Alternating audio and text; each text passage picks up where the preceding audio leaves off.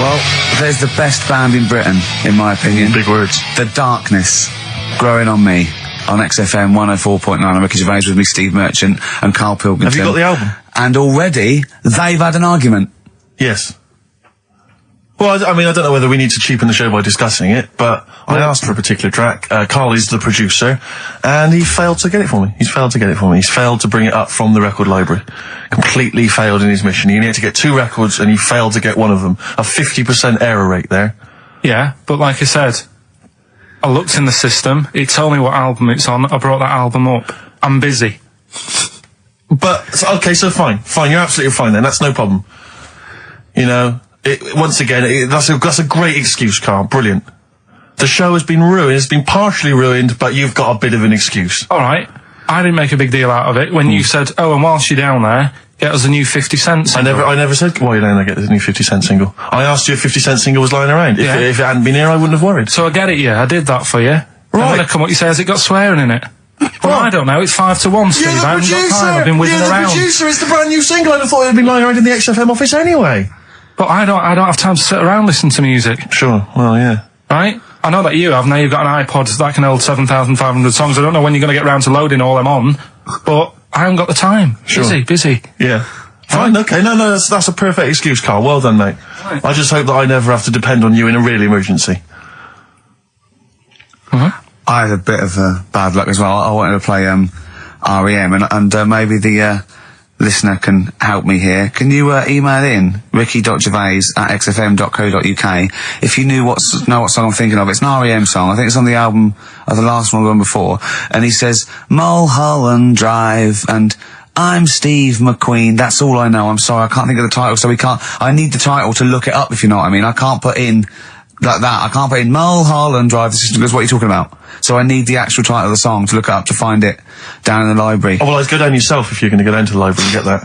I wouldn't send Karl, because... ricky.gervais@xfm.co.uk. But if he wanted to, he did have time, because he came in at 12 rather than 5 to 1. Yeah. No, I told you about that record that I wanted it yesterday, didn't I? So you had 24 hours notice. So that's not really an excuse, is it? But I did find one of my favourite songs of all time, which is Bones, off the Bends album, and it's Radiohead on XFM 104.9. And here it is, because you gave me lots of time to find it. So. Sure. Yeah. Could have brought it in himself. No swearing in it. Bones. Radiohead.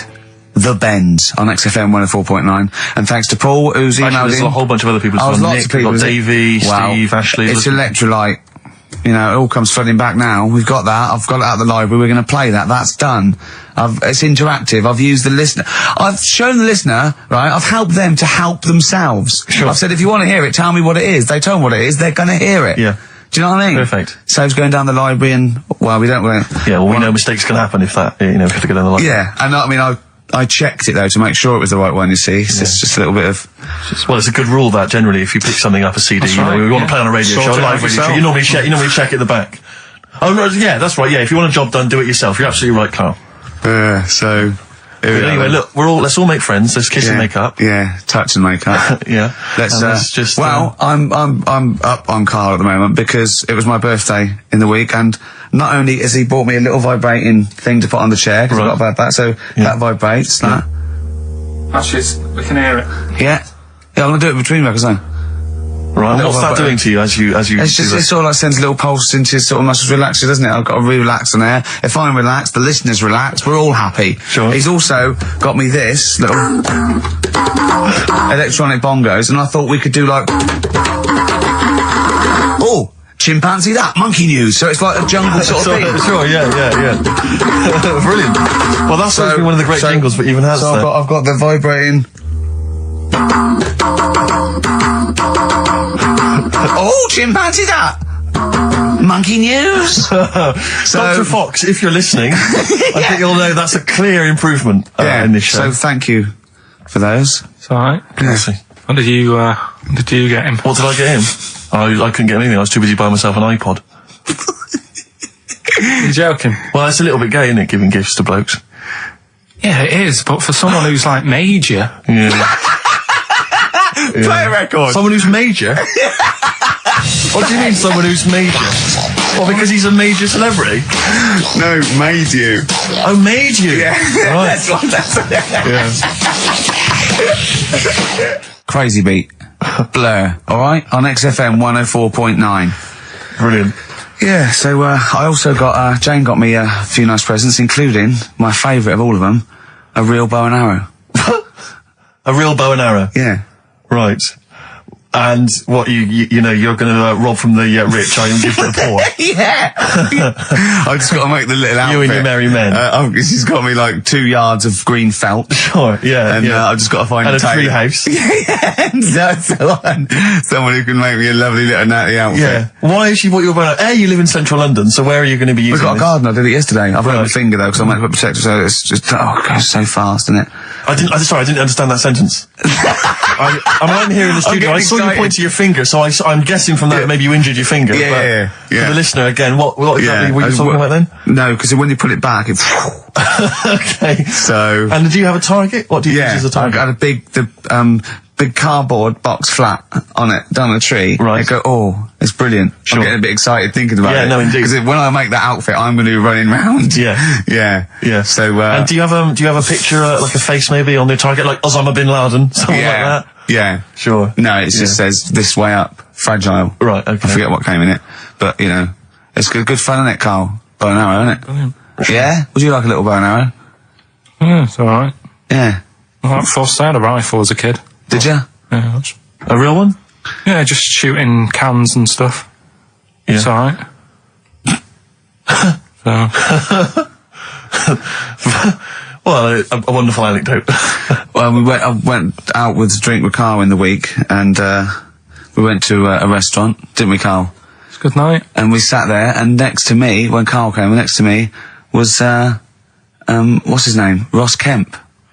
And he was sitting there, and I saw Carl, and I tapped him on the shoulder, Ross Kemp on the shoulder, and I pointed to Carl and him, and I said, it's nice to see you two back together again. Nice. And Carl was horrified.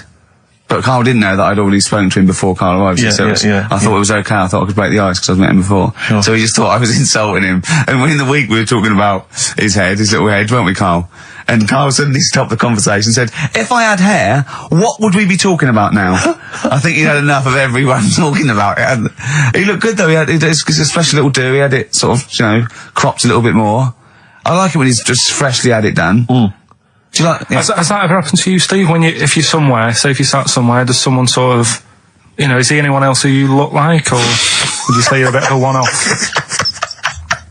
I love these two. But to be fair, to be fair, he seems to be having a go at me an awful lot more than I do at him now. I mean, he just starts it. He starts it out of nowhere. I think his is sort of a get back for the way you treat him as a producer, not. But he's not a producer. If he produced the show, I wouldn't have a reason to criticise. But I think this is it. But seriously, I mean, it really winds me up though, because it started as a joke, but now it's abuse. Yeah. He got annoyed at Heat because it said Carl's producer, well, not so much a producer as just a bald mank. And he went, can they say that? Yeah. Can they say that? See, that's a magazine, an independent publication that's identified what exactly it is you do. Yeah. Oh, here we go then. Go on, bring it on, because here we go. He's looking at me. I know he's thinking. I can hear the cogs I'm not thinking anything. It's vicious. That is true. Never a true word. Play a record. Now then, I heard this on VH1 in the week, and I have not been able to get it out of my head, and I really kind of want to get it in everyone else's mind now, so they understand the pain I've been going through. Miss You by the Rolling Stones. Yeah. I hope that's now embedded in your brain and you can ruin a week by having to sing that constantly, irritating people in shops and everywhere you go. Miss You by the Rolling Stones. Good track.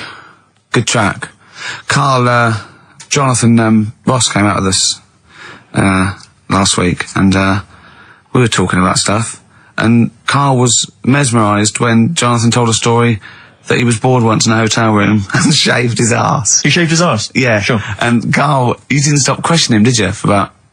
I just wondered, at what point do you sort of say, this is getting on my nerves? Do you know what I mean? Yeah. It's way too long, tucking it in his socks or whatever. Yeah. But it's not, it is boring in hotel rooms, because I told you before about when I was in Edinburgh and had nothing to do, there was nothing on the telly, and you've eaten the shortbread biscuits, and Yeah. so that's when I read the phone book to see how many... That's when you read the phone book? Well, to see how many Macs were in Scotland, McAteer, Macintosh, Sure. Yeah. and there was 42 pages. Yeah. Yeah. Jonathan, I don't know if he'd already done that. Yeah. And, he said he shaved his arse. Now, when we say shaved his arse, so Not his cheeks, Oh, all of it. yeah, all of it. Did he say that? Well, I think that's... but other than the cheek, But then, there's not much left. But then we got to the fact that me and Jonathan, if we pulled our wealth, we could have shaved Carl's arse for £1,000. Right. And he said, yeah, for £1,000 you can shave my arse. Suzanne said, can I say this bit?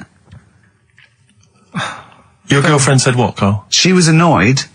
She says, well, I'm not allowed to go there. Why is anyone else? And of course, the whole table stopped and leant in and said, what? She went, he doesn't like me touching him there. I went, what do you mean? This is too much information. It was too much information. I like the fact that you've had this conversation with her. I like the idea that she touched your arse once and you went, woo, hands off. Yeah. I love you, but keep your hands away from my arse. Do you know why he said he's talking about the most intimate part of the arse, the middle arse he's talking about, and he said, I said, why? He went, it's a bit gay, isn't it? I said, how can a girl touching it be a bit gay? If you stood behind it, it could be anyone, couldn't it?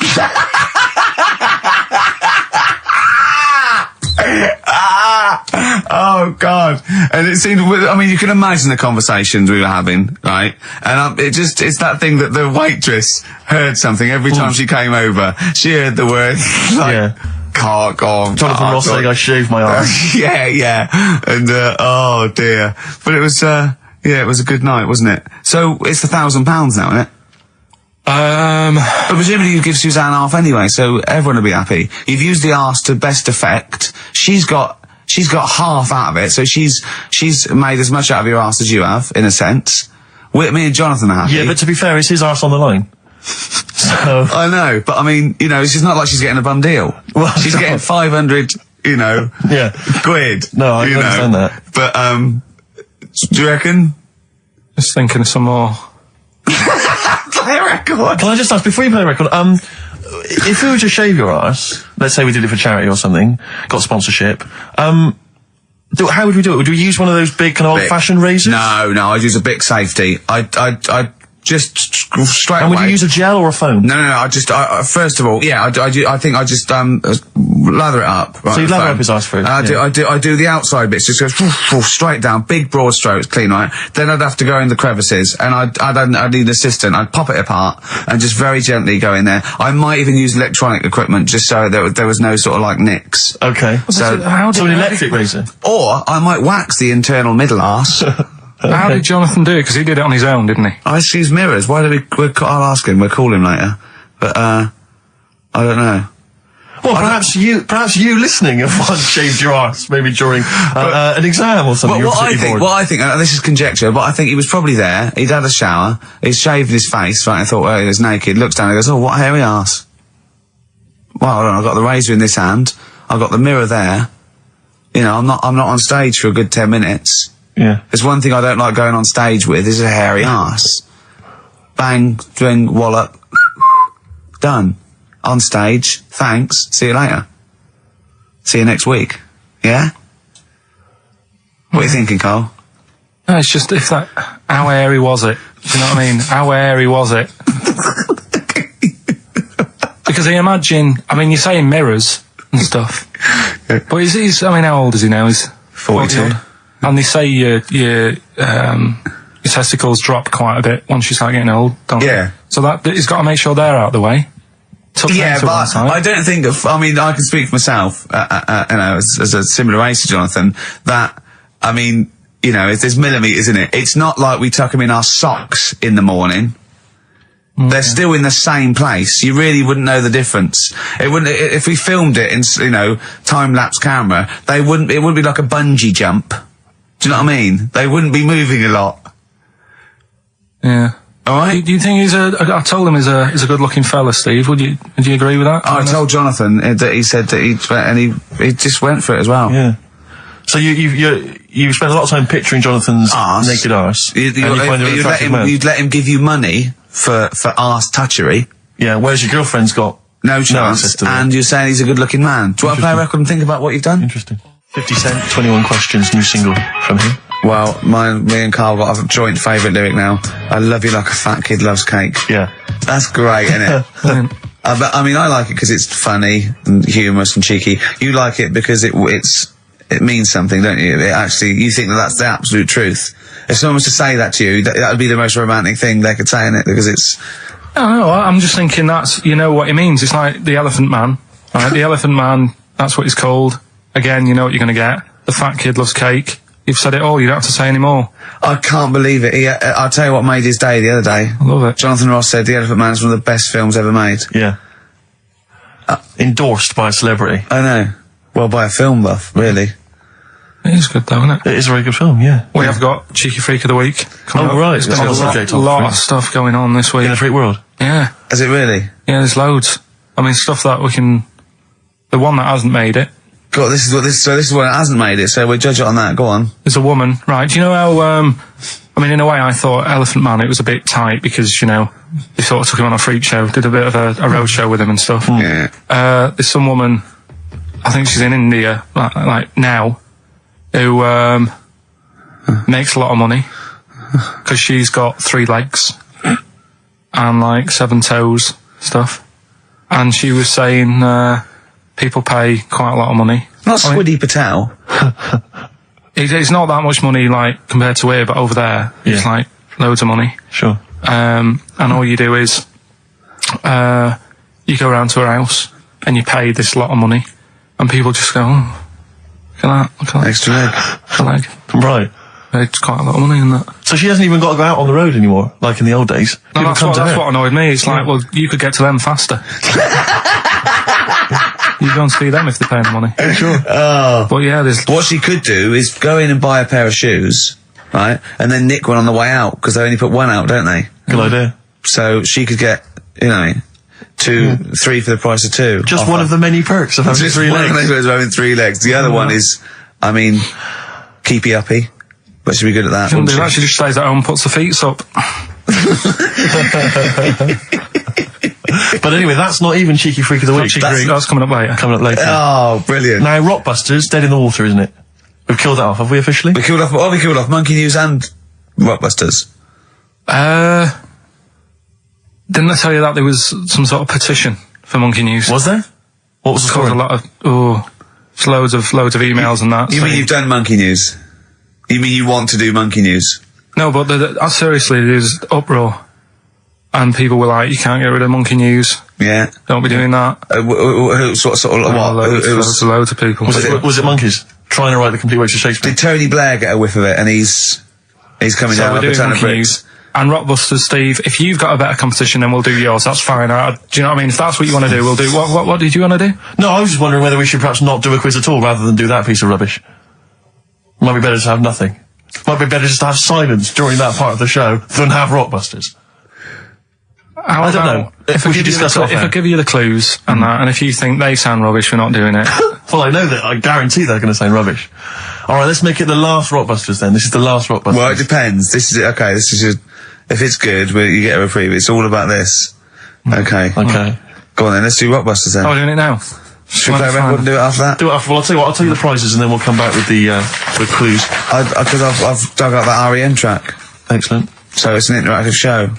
Okay, we've got the best summer holiday album ever. What we got on there? It's got Elvis versus Junkie XL. That's brilliant. Holly Valance is on there. Yeah. Laz Ketchup. It's all the stuff that the XFM listener is craving. A tribute to the Ramones album. We got Red Hot Chili Peppers are on there. Metallica. Street Legal from Bob Dylan. That's nice. Brilliant.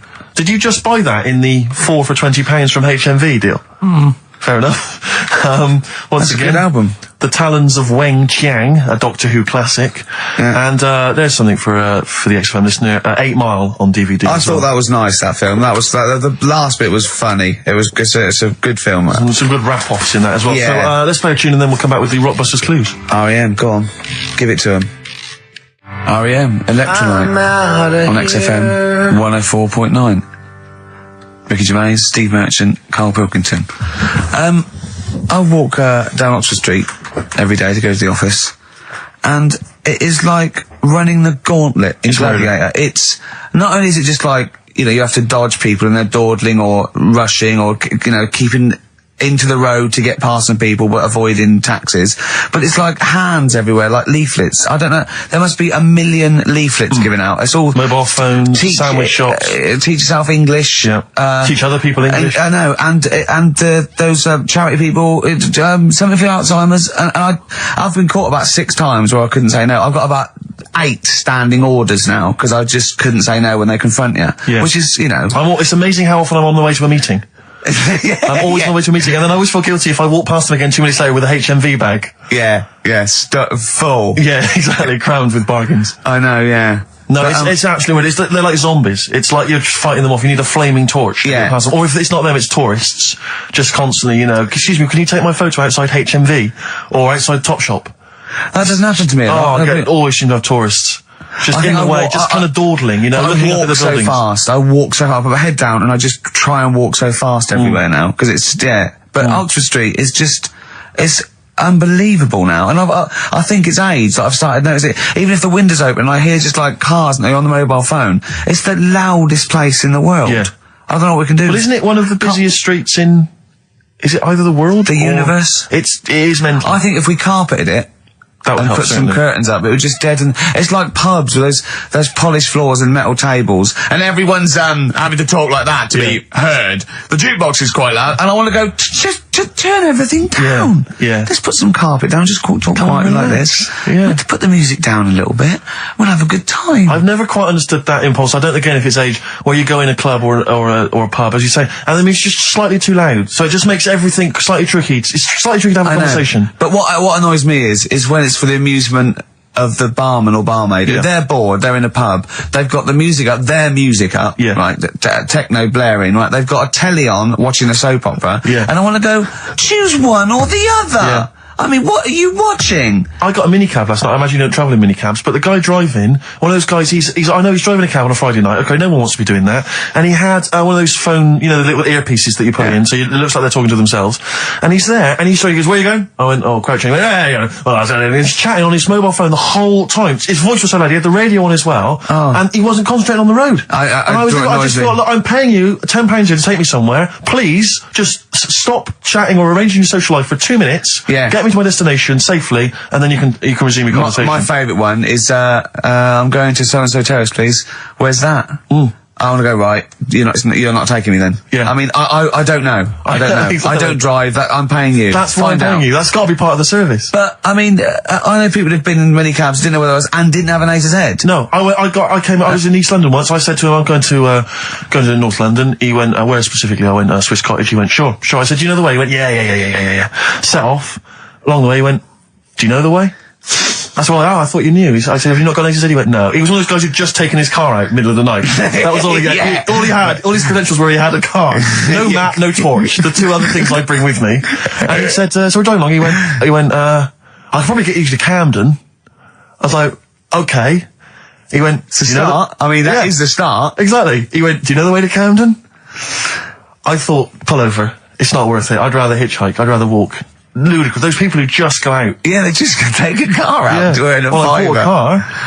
Oh, have you ever done that? No, well, I'm sick of living here. And you say about people hassling you. When you say here, you mean the world, don't you? No, just in London is doing me head in now. The other week, actually, walking on from here, and like you say, there's always someone hassling you, saying, do you want to buy this? Do you want one of these? Going down Carnaby Street, right? There's your first mistake. He said, you into meditation? So I was like, and I had a bit of time to kill, so I thought I'll have a chat, right? Have you got time? We've never got time, we're too busy. Yeah, I thought you were too busy before. Well, I said, what's all that then? What do you do? And he said, we'll teach you how to breathe. I was like, well, I'm 30. I think I've done alright. And he sort of said, forget it. Forget it. I'm 30. And in Selfridges, they do, like Evian or whatever, that water company are there. And they've got like little glasses of water, and you walk past and go, have you ever tried this? It's water. Yeah. Oh, here you go, we'll try it. You go, Jesus Christ, is that what water is? What have I been drinking then? You've been drinking piss and mud. Have I? I'll have a bottle. Anyway, listen, Rockbusters. Oh, come on then. Let's get it done. Really? Yeah. Come on then. Right, so cryptic clues and initials, you work it out, it's a band and stuff. Yeah. Right, Brilliant. first one. Bob Holness. The first clue, the doctor said part of the foot and the leg was no good, so he took him off and he threw him away. That's the clue, the initials Okay. TB. Okay. TB, right? The doctor said part of the foot and the leg was no good, so he took them off and threw them away. Second one, the Scottish monster has got a bit of a tan, right? The Scottish monster has got a bit of a tan. Okay. That's TD, right? And the last one, well, the 60s singer had a heart attack whilst he was having it away. We won't be seeing him again. Right? And that's FNM. FNM. Well, the 60s singer's had a heart attack. He was having it away. We won't be seeing him again. Email in ricky.gervais@xfm.co.uk. Remember, this is to save Rockbusters. If people don't get this, right, it's no more. So you better, if you want this feature to stay, you better get the clues. Right? Good work, Carl. We'll give those clues again after the next tune. What are we playing? And this is, Yeah. Oh, you love it, don't you? You love it. Good, it's a good stomping pop #1 rock. XFM. Jane's Addiction, just because I think things are rocking up. They are indeed. Rocking up in the land this year, Steve. Yes, that's good news, I think. Evanescence, them, The Darkness, rock-tastic. XFM 104.9, Ricky Gervais, Steve Merchant, and Karl Pilkington of A Saturday. Can I just say that the shaving your arse feature from earlier, if you missed that, that was 1:30. That was a discussion on shaving your arse. Yeah. It was great stuff. That seems to have caught the public imagination. Yeah. We've had so many emails. We've had someone telling us exactly how to shave your arse. Yeah. So if you need that information, I can probably forward it to you. Well, I think this will be the year of rock and arse. Exactly. But it's extraordinary how, just a simple discussion like that you would think perhaps was crass, crude. Mind you, our listeners do like Carl talking about monkeys. Sure. Do you know what I mean? Yeah. It's not like it's something to be proud of. It's not like we changed a nation or freed a people or found no. a cure for something. We hit them in their, at their level with monkeys and arses. Yeah, exactly. It's what our listeners love. Yeah. Monkeys and arses. Yeah. We should put that on the poster. And they go together, because I joined the zoo last Sunday, went down and became friends of the zoo, right? Oh, well, I thought maybe you had to sit in a cage for that thing happened. I went straight for the chimps, of course, right? And there's sort of like 3 sort of big sort of adult ones there, and there's people with their kids, and I could see the people just putting their kids away as one of them went up and started putting his face up the other one's arse. Sure. And it was sort of like, I just can't be bothered to explain this to my children. Exactly. So I wanted to just move my, oh, come on then. There's the lions. You're going to have a look at the lions. Yeah. What are they doing? They're just sniffing each other's asses. Yeah. Yes. I remember when I used to go to the zoo, I always felt there were certain animals that weren't getting a look in, really, that no one was particularly interested in. The tapir. Exactly. We were going straight to the snakes we were interested in. Yeah. Birds. I don't remember being particularly interested in birds. Big cats, although it's a bit depressing. Great apes. Yeah. Reptile, you're right. Reptiles, yeah. Birds, unless it's a big one that you think could rip vulture. a dog apart. Yeah, a vulture you go, or an eagle, brilliant. brilliant. Yeah, exactly, yeah. Owls are brilliant. Yeah, owl's great, but I've always wanted a little owl on my desk. I'd like be doing work and there'd be a little owl there, and I go, can you get that pencil? And it just sort of goes over and gets me a pencil, goes, cheers, and it just watches me and it thinks I'm brilliant. Do you know what I mean? Not really, no. No? No, I've never had an urge to have any kind of animal sat on my desk. No, Carl? You'd like a little owl, wouldn't you? That helped you. No, I had a little magpie, didn't I? We've talked about that. Oh, he came down and started pecking your grifter, didn't he? Yeah. What was his name? Maggie. Sure. Brilliant. Inspired. And you took it to school and it didn't come back Didn't once. come back. Didn't see it again. Oh dear. Did it ever peck your head? Because you used to have hair, didn't you? Yeah. No, it did. It started getting a bit violent. Really? Yeah. But was it becoming sort of age when this is probably sexual frustration sort, because I think magpies go for shiny objects, don't they? And you were probably sort of probably losing it a little bit then in the front, and so when the sun was out, There's a bit of a sheen on the front. they saw glare and thought, I'll have that. Yeah. What is that? That's brilliant. Yeah. Or as it was sort of pecking away, it mistook it for a tree. Yeah, because of the noise. Because of the noise. Yeah, the hollow sound. I squeezed his head yesterday. We should just point out, if you're a new listener to XFM, you might not realise that one of Ricky's many sexual peccadillos, I'm assuming it's a sexual thing, I can't justify it any other way, is to just squeeze Carl's head. Yeah. Front-wise, sidewise. I don't know what it is. I don't know if it's sexual or, like when you've got a little kitten, you want to squeeze his little face. Do you know what I mean? Do you know what I mean by that, Carl? Yeah, A little I said puppy that. or So kitten. before squeeze a little head. Yeah, exactly, and I feel that with you, because it's sort of like, he gives so much. Look at Carl's face, he gives so much. It is like he can understand what we're saying. Yeah. And that's what the connection is, I think, between me and Carl and other animals. It's like he can understand what we're saying. But I squeezed it yesterday, and Carl went, I definitely had something crack. Yeah. Because I'm trying to see how hard I can squeeze it. Yeah, I think that was you just thinking, Carl. To be fair. I think the cogs just started to... No, I mean, I think there is a danger, because I think there is a danger that you could squeeze it too much. Yeah, I know. He did a good deed today, the other day, didn't you? Was it? Yeah. What were you up to? You were just, you were talking about, like, you know, being hassled in the street and stuff. And, I get hassled a lot by the homeless. Don't we all? You should go home to sleep. Yeah. I'm here, mate. But no, I do treat them a lot.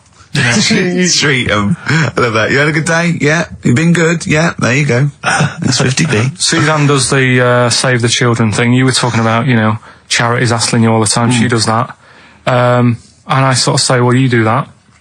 I'll look after You'll you. take care of the homeless. I'll take care of the odd tramp around where I live. And how do you treat them?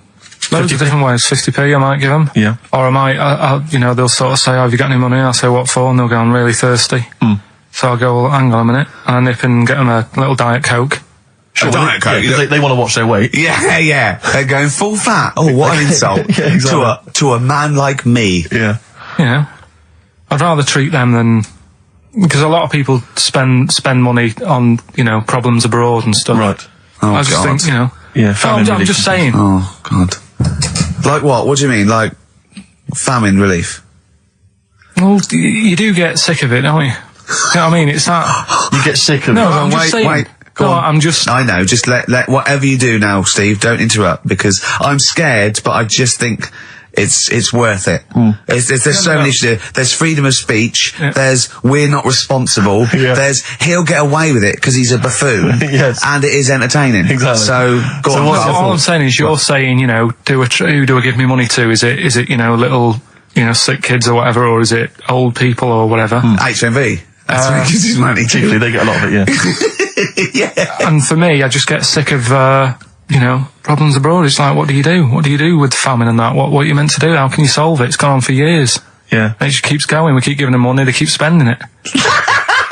And you're not getting any return for your cash. Well, it's just how many times, you know, they've got to learn. What do you mean they've got to learn?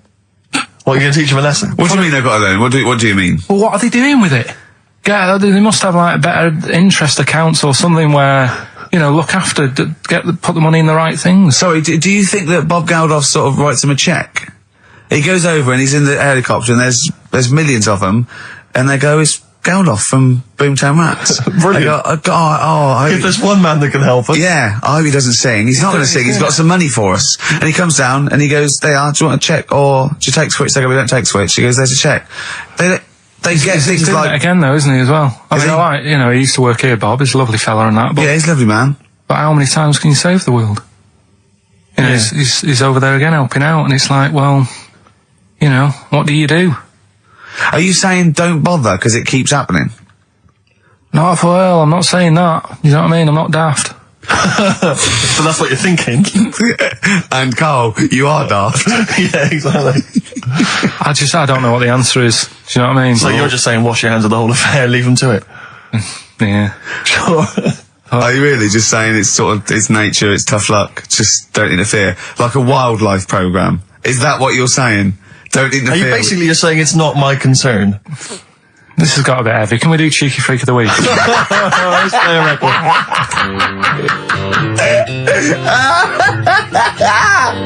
Oh, God! Oh.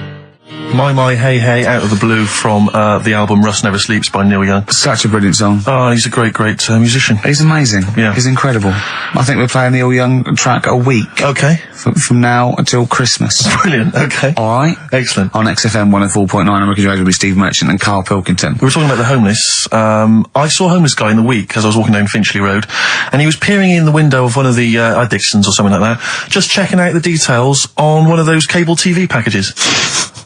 And I thought, one step at a time. I mean, firstly, I don't know, start eating your dinner off a plate. Yeah. and then work your way up to, you know, a house, a home, a widescreen TV, A roof. digital television.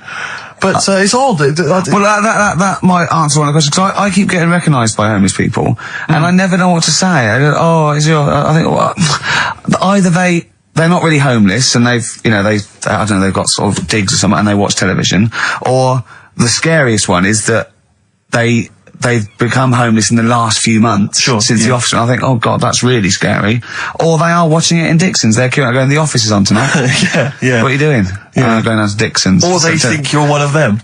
Or that, well, I have. 'Cause I mean, the way you dress. Well, no, some that are probably not quite, got their faculties, so maybe a little bit worse for wear, think they recognise me. And they whole scenarios where they're going, remember we were chatting, I was going, yeah, how are you? And it's just they recognise someone. Right, yeah. But that's a bit weird. But I mean, I think that's the worst thing. On a serious note, it is outside health. We're talking about charity, and I don't know, I sort of, got these standards where I've been sort of like caught in the street. But the ones that I'd choose, I'd always think, charity is what touches you. You can't change the world, but you can change your bit. So cancer, obviously, because I'm so I give to cancer. And I think outside health, the next one must be being homeless, because there's nothing you can do. It's got everything. You're scared, bewildered, you're cold. It's just everything. Even if you're healthy and homeless, eventually you're not going to be. Well, I do feel bad because, you know, I always feel that I want to give to the health charities, like cancer, for instance, because there's that fear that I might get it. Well, yeah, it's not just that. It's just like, if you're not healthy, that's the first thing, isn't it? If your life's being threatened, there's nothing else you can really worry about. Yeah. But, I don't know if that makes it wrong, though, that it's like I'm investing in a possible future. Yeah. Well, not really, because it's the same for everyone, isn't it? But, you know. Yeah. I saw a homeless guy as well, looking through the bins, but he wasn't pulling out food and scraps, he was pulling out newspapers. Just having a read. Yeah. I always found that odd. I see that a lot, homeless guys. I don't know if they're just checking out the TV listings from when he finally gets his When's the office cable. on? Yeah, the office, they've moved it. They've moved it to Choice and UK Gold. I don't blame him, because, I mean, there is some cracking stuff on cable TV. There's great stuff. But I was flipping through the other day, and on digital TV, you can see what other shows are on while you're watching something. I was flipping through, and there was one, and it was called, now, when are you ever in the mood to watch a TV show called I Survived a £200 Tumour? When was that on? Because it seems to me that if you've got a £200 tumour, you probably want to watch something else that'll take your mind off it, Big Brother or whatever. I'm not £200. Well, I can't imagine what this is. A £200 tumour? It must have been an error. £200 tumour? It must have been a £200 tuna. It was probably someone fell in the water, and it came I survived a £200 tuna. Yeah, and it was just a spelling mistake. Sure. A £200 tumour? Isn't that like kind of having That's Mr. another T person. That is another person. Maybe, oh my God, maybe it was all his life they told him it was a Siamese twin. But someone had just painted a little face on it when he was at school. Just drawn a little face on it. Exactly, and they go, it's not your twin brother. I goes, isn't it? Goes, no, it's a tumour. We better take it off. It's £200. £200? That can't be right. You sure it wasn't £20 tumour? I'm assuming that's what it probably would have been. But it was certainly £200 on the digital thing. Maybe that's a mistake. That's great, isn't it? They're trying to make it more interesting. Yeah. It's someone at Carl got there. £20 tumour. Let's make it 200. At least they're watched. Exactly. That's what I'd be like, though. I wouldn't want to go to the doctors. You know what I'm like? £200 tumour. I know. It's just that thing. I mean, you know what I'm like. I don't like. Yeah, it depends where it is as well. Taking your clothes off and all that. There's the pressure in it. You don't like anything being touched, do you? I remember when he said he doesn't check his balls. He doesn't like the feel. That's live with me. He doesn't like the feel. I think, do you mean that you don't like what it feels like in your balls when you're fiddling with them? Because I imagined it that you meant you don't like the feel in your fingertips. You don't like the feel of your balls. It's the thing of you start thinking about what you're actually touching, and there's something in there, and you might break them and all that. I don't like. Break them? They are delicate. I am scared with the little knobbly bits. Yeah. What knobbly bits?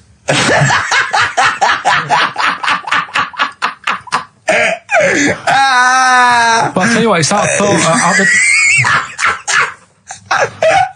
at the doctors. It's that thing of it's not taking your clothes off in front of him, right? It's the way you've got to take your clothes off, but he asks you to go behind that curtain to do it first.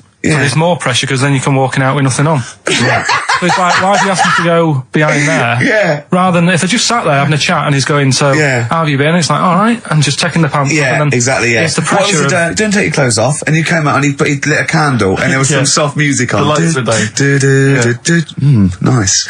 Yeah. Or he said, if it'll make you feel more relaxed, I'll take my clothes off. Yeah, exactly, yeah. But I'll do it in the form of a striptease. Now, Carl, I'm going to ask you the question, knowing the answer. What do you think of maybe a gay doctor just checking his testicles out? He's a professional, he just happens to be gay. That would never happen, would it? What are you talking about? Why not? Oh, speaking of... Go on, doctors. No, gay What? people and that. Do you know when we discussed gay-only toilets? Yeah. It's only, it looks like it's coming into action. No, it doesn't. Right. No way. It was mentioned again Where? on... Your head. No, I think... Do you think that people in positions of power are listening to this show getting ideas from you? Tony Blair. Makes you wonder, doesn't it? No, it really does. And the funny thing is, why are they getting upset? Why are gay people getting upset that they might have to have their own toilets? Carl, you don't know what you're talking about anymore. You They're don't know having a what sly look. You don't know what you're talking about. Okay, can we have Cheeky Freak after this? If you want. Placebo. This picture on XFM 104.9. Steve, you're thinking of taking over as producer, aren't you? Well, I just think it's a shambles. I've asked for Cheeky Freak of the Week, and it appears that Carl's not ready. He's not prepared. No, I can sort of remember it. It's just, I like to have all the information. Contempt for But the you've just listener.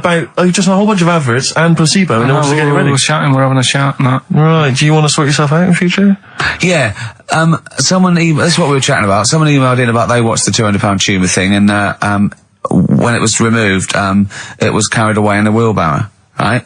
Carl said, "What? Even when she had it removed, she still carried it round in a wheelbarrow." And he went, "I thought it's sort of like she'd become attached to it." You definitely are my favourite thing in the world. It's great. Look at the way he's looking back. But I think they're all the same. The people, I have had more emails about people saying I watched the £200 tumour and I shaved me arse than anything else. I know. When we ask questions about science, Shakespeare, we talk, yeah. Nothing, High science. concept, we talk about political issues. One person emailed in, they said, I tuned into the £200 tumour documentary. It looked disgusting, I couldn't watch for long. What were you expecting? Yeah. That it might sing and dance? Do a little show for you? Oh, Anyway, these are really your listeners, Carl. Now, I think do you know what I mean? You find your niche, you attract your.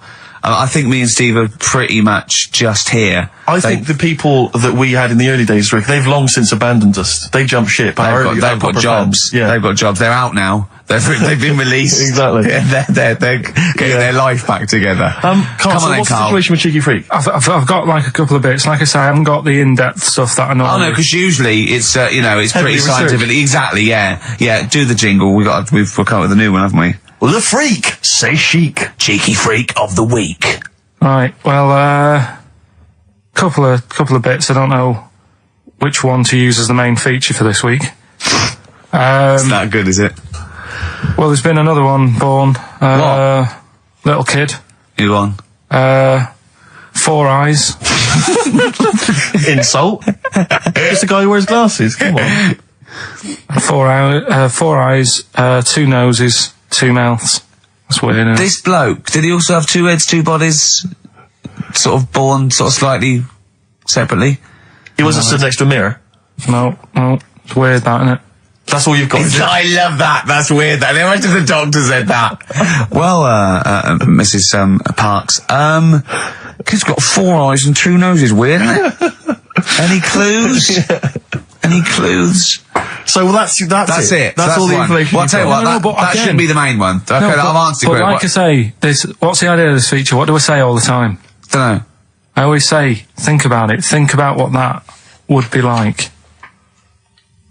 Okay. What? Giving birth to him? No. Being, I think it's a girl. Being like her. 2 mouths. 4 eyes. What would that be like?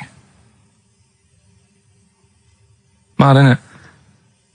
I don't know what this feature is. I don't know why. Is there another one? Is that, you said that? I hope everyone took the opportunity there during that silence to just think about what it would be like. I know I was. Could she talk with a mouthful? What? Is that allowed? Because she's got 2 mouths. Yeah. Yeah. Would that be alright in her house? She'd be eating. Yeah, she can talk with one mouth and eat with the other, I Right, well, suppose. listen, the main one, right? You've thought about that. That's good. The main cheeky freak of the week. I haven't got all the details. Smallest person ever. Right? How big would you say that is? Carl is now sort of like holding his hands up like a fisherman, long ways. That's about 1 foot. Right. Smallest man in the world. I printed the thing off and I can't find it. There's a little picture of him. Right? The odd thing was... But why have you asked me how... Did it say, or was it a picture of him? I didn't really read it. Of course you didn't. Of course you didn't. Jesus. I just saw it and thought, that's... What, you that's straight away assumed it was natural size? No, it was that big. But what do you mean it was that big? Little fella, like that. But why are you doing that? What? It was a page with a little fella. How do you know that was natural size? No, it was, because he said it's world's smallest man. And the funny thing is, I've read the first line, I always read the first line, it said world's smallest man. Well done. The weird thing is, he got an head like a light bulb. The shape of it, apparently. I don't know if that's got anything to do with his shape and size. God. That big. His name's Mr. Watts. And the annoying thing is, what got me is, if you're that big, Yeah. right, don't have your picture taken next to a fruit bowl. Why was he having his photo taken next to a fruit bowl? Don't know. Whoever the photographer was, obviously having a bit of a laugh. Yeah. At his expense. Because you would just stand in the middle of nowhere, you'd look normal and that, but he was stood there, just leaning on an apple. Leaning on an apple? What is this? In what world do you inhabit? This was on the internet. I printed it Leaning off. on an apple? Was it Tom Thumb? What is this? Are you sure it wasn't some sort of sci-fi show they're advertising? No, it was Leaning on it. Can you just lean on the apple? Just lean on the apple there. Do me a favour, you stand next to my chihuahua. You're not taking the piss, are you? No, not at all, no. Would you mind leaning on this matchbox? Yeah. Leaning on an apple. And that's what, so he just said he's the world's smallest man leaning on an apple. smallest man, said about his head being like a light bulb, I don't know what that meant. And I just thought, right, that'll do. That's that sorted cheeky rig of the week done. I think that was on like Monday. Right? I found that, I thought that's done. Printed it off, forgot to get it off the photocopier. Someone's nicked it. Play a record. That you got to... You know, it's just, Steve. No, can I just say, there's no Carl, point. please, There's no if point. I say, let's have Cheeky Freak of the Week, and you haven't done your research, you haven't got the information, just tell us you can't do it. But don't lead us on. Don't say this in on charade. radio. Hold your hand up to me and go, how tall is that? It's nothing. That's This is radio. nothing. It's nothing. I think it was that big because he was leaning on an apple. It's not enough information. But, imagine Trevor McDonald coming on, going some news, some stuff. How big's that? How big do you think that is? Yeah. Because there was a fella, coming up after Chris Tarrant. Play a record. I'm angry. I'm actually angry. And if Monkey News is in any way similar, you've really pulled your finger out with that, have you? Mm-hmm. Good. Let's have Rockbusters answers next. Supersonic. Oasis on XFM 104.9. Right. Getting through it. It's the Rockbusters. It's the Rockbusters results, really, because this is a very important result. It's whether they stay in the Premiership or are relegated. This is the playoffs for Carl. Okay? You need 3 points. You need 3 points to stay up, Carl. Go on. Right, had a lot of right answers in that. Right, okay. That's in your favour. You know. Okay. The first clue was the doctor said part of the foot and the leg was no good, so he took them off. He threw them away. Yeah. The initials TB. Yeah. Right. Go on. Tony Bennett. Alright, that's Tony Bennett. Tony Bennett. Tony Bennett. Yeah. Okay, that's a warning. That's a yellow card. That is a yellow card, but you can still get the points. Right. Because his name's not Bennett. Tony, brilliant. Tony, perfect. A pun. Toe, knee, his name's Tony. Perfect. Bennett, no, his name's Bennett. See? Well, he's in London this week as well, so I don't know if it's sold out. I won't mind. Are you on drugs, or did I actually crack your head? Did I actually give you some brain damage? Because you're worse than usual now. It's like, go on. Alright, the second one. That Scottish fella. We've got to speed this show No, up. hang on a minute, hang on. I've just got to make sure it's right. We don't want to look stupid. Right? That Scottish monster has got a bit of a tan. I don't think we can look stupid with material like this. TD, that Scottish monster's got a bit of a tan. The answer there, the Darkness. I'll give you that. Right. Well done. And the last one. Goal. The 60s singer, he had a heart attack the other way whilst having it away. You won't be seeing him again. The initials FNM. That's Faith No More. Adam Faith. Right? No! Doesn't count! Why not? Adam Faith No More. Right? Adam Faith No More. So, sorry, what is the clue? Is the clue Adam Faith, or is it Faith No More? Just Faith, I suppose. Just Faith No More. He's a 60s singer. So we got that. That's that. Safe for next week. Who's the winner? What do you make of it? You've got the deciding vote, Rick. Well, come on. I mean, you know my feelings. I mean, it works Faith No More, but he's mixed up what cryptic is and that, because the fella, I mean, Adam Faith did actually die having it away, didn't he? Yeah. So it's all about him. It's all right. All the facts are right. Anyway. Okay, I think he's got a reprieve. I think I'll give it to him. I think I've got to give it to him, Steve. I think I have. He actually pulled that out of the bag, that one. There's no Jamaican fellas seeing icebergs or, Whitney Houston. The closest he came to is Bennett, and I'll let him off that. I've got to be a fair ref here. Well, fair enough, and well done to, I'm always a fan of names that for some reason just strike me or tickle me. Yeah. And this week the lucky winner is, Dave Suckling. There's nothing amusing about that. Oh dear. So well done to Dave Suckling. Okay. Suckling wins it. Suckling takes the prize. He takes the prizes, and well done to him. I guess there's more of that next week, and we're fast approaching the end of the show, Rick. I know you are excited about that, as am I. Well, I know, but the best to come, because we've still got Bruce Springsteen coming up now, followed by Monkey News. All right, Monkey News. It's amazing. What an amazing show this is. Shake.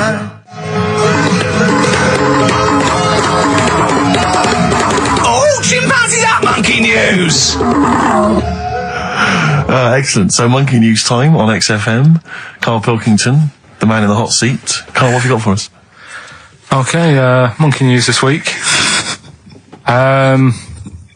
We've covered a lot of stuff. We have indeed. Now, do you know, there's places where you can go for, weekend rests and stuff, Sure. and you relax, you sit in a little spa, you might have a swim and stuff. Well, they've got a place done for monkeys. Of course they have. Right? They can go there, they relax, forget about all the stuff they've got going on in their head. They can have a manicure. Right. Got nice meals. It's not called a manicure, though. It's called a chimpacure. Beauty treatments. Yeah. Right? They look good and stuff. Yeah, well, look good, feel good, yeah. Now, you might think, well, that's pretty normal. Well. The bit I haven't told you about is actually run by a couple of chimps.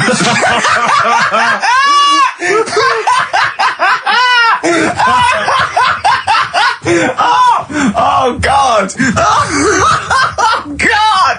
Oh God! You're a maniac! Right. Oh, for Christ! Let's just. That's like a couple of chimps. Of course it's not. No, it is, because think about it, right? No, not think about it. What do you mean? Yes, it is. Of course, it's not run by a couple of chimps. What do they do? Get a loan? Right. If a chimp wants to have a rest, Yeah. where would you go to? A place that's run by humans that don't know what chimps' needs are? No. My point is this: how did they get it together? How did the two chimps, Mr. and Mrs. Chimp, went for a loan and said, "I'll tell you what we need: a spa." I think it started off quite simple, right? Just basic stuff. But they've expanded over time because it's become so popular. It's gone mental down there. Sure. Go! They've all heard about it. Now, the thing is, the problem is this, right? That isn't even the top and bottom of it, right? Oh, Christ. The problem is, it's been going on and on and on, right? It's been earning a lot of money and stuff. The monkeys are happy. The monkeys that go there are loving it. They're telling friends and stuff. They're all coming to it. Now, the problem is, it's this little monkey, little man monkey and a little woman monkey, right? Yeah. Who were sort of girlfriend and boyfriend. Sort of. It's an open relationship. They can play around if they want. Well, the problem is they're not married, right? Now, trouble brewing. The lad monkey, fella monkey, he's getting quite old. Mm. And the problem is, because it's his name that's down on all the stuff. All the forms. Let him finish. I'm getting scared now. Let him finish. It's his name on the business. And the problem is, his missus is kind of like, what's going to happen? Sure. What are you he getting passes this, where are you away. getting this from? Internet. Carl, I don't know where to start. No. This is the... Can we just hear the end? This is ridiculous. So the problem is, the female girl- monkey is worried that the male monkey she's worried. is What's going going to happen with the business? What's going to happen? Of course. Right now, What do you mean, the business? the health There isn't spa, a business. It's a joke. health Rick, spa. you're not listening. His name's on the form. The male monkey's name, it's in his name. Now the problem is, the woman monkey has got some kids, but because they're not blood relatives, it's not going to be handed down to them. And the court, They're kids from a previous monkey marriage. yeah, Right. so that they're not going to get it. Let me just check this out. Yeah, otherwise you don't want to check the facts, otherwise Yeah. you could look like a twat spouting shit on the radio. Please check the facts for scientific And security. they're just a bit worried because they're saying that the people in Ohio, which is where they've got the little health thing going on. So that makes it more believable that it's Ohio. Mm-hmm. I thought you meant it was Berkshire, in which case it would be rubbish. It looks like the local people are trying to get in there. They've seen the success of it. Sure. And they're They want a trying piece to of go the in and action. take it over and stuff. Yeah. So, Give me the piece of paper. Throw it away. Play a record. That's the worst one I've ever heard. And there's something wrong with you. You're educationally subnormal. Final tune from us. Tim Buckley. Lovely song called Wings. Back next week? Yeah. Yeah. See you, Carl. Well, here we are again, XFM, on a Saturday. Just gone 1 o'clock, Steve, if I'm very much mistaken. But we're not here, as such. We're away again, gallivanting around. We've got to do the special sort of best of again. Okay. Which we did a few weeks ago. So this is the best of the last 3 weeks. Which I think is the best 3 weeks we've ever had. But I'd like it condensed into 2 hours. Yeah. Yeah. Some great music as well in there. Yeah, there'll be some great music interspersed with fine chat that you've already heard. Yeah. Except this bit. This bit's new. We've actually, out of the kindness of our heart, we've come in last week.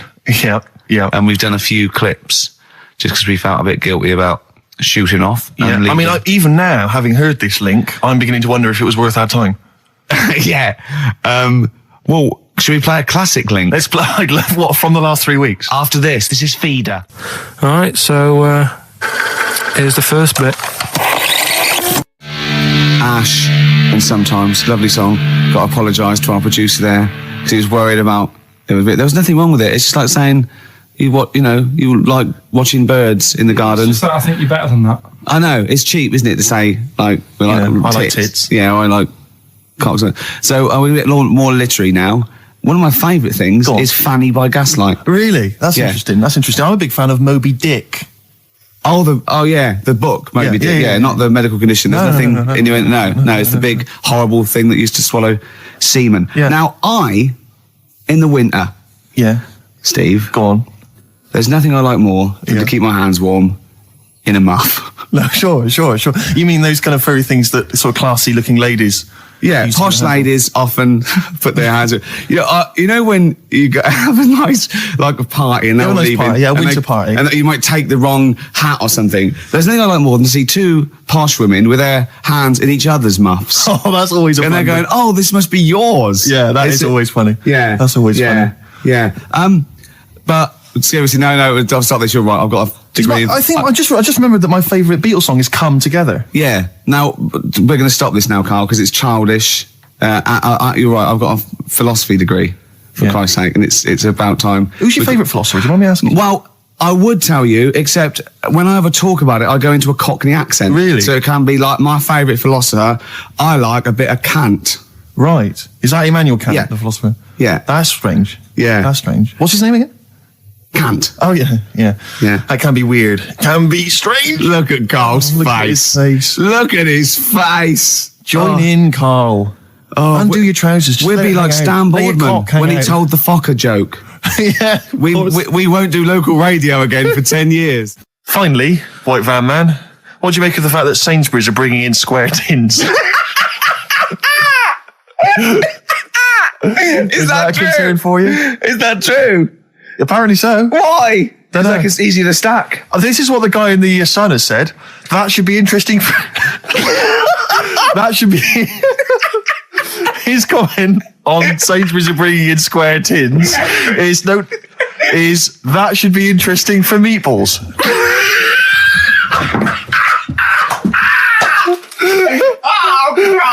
Ricky's just collapsed on the floor. Let's just play a song, Carl. I don't think even you can top that.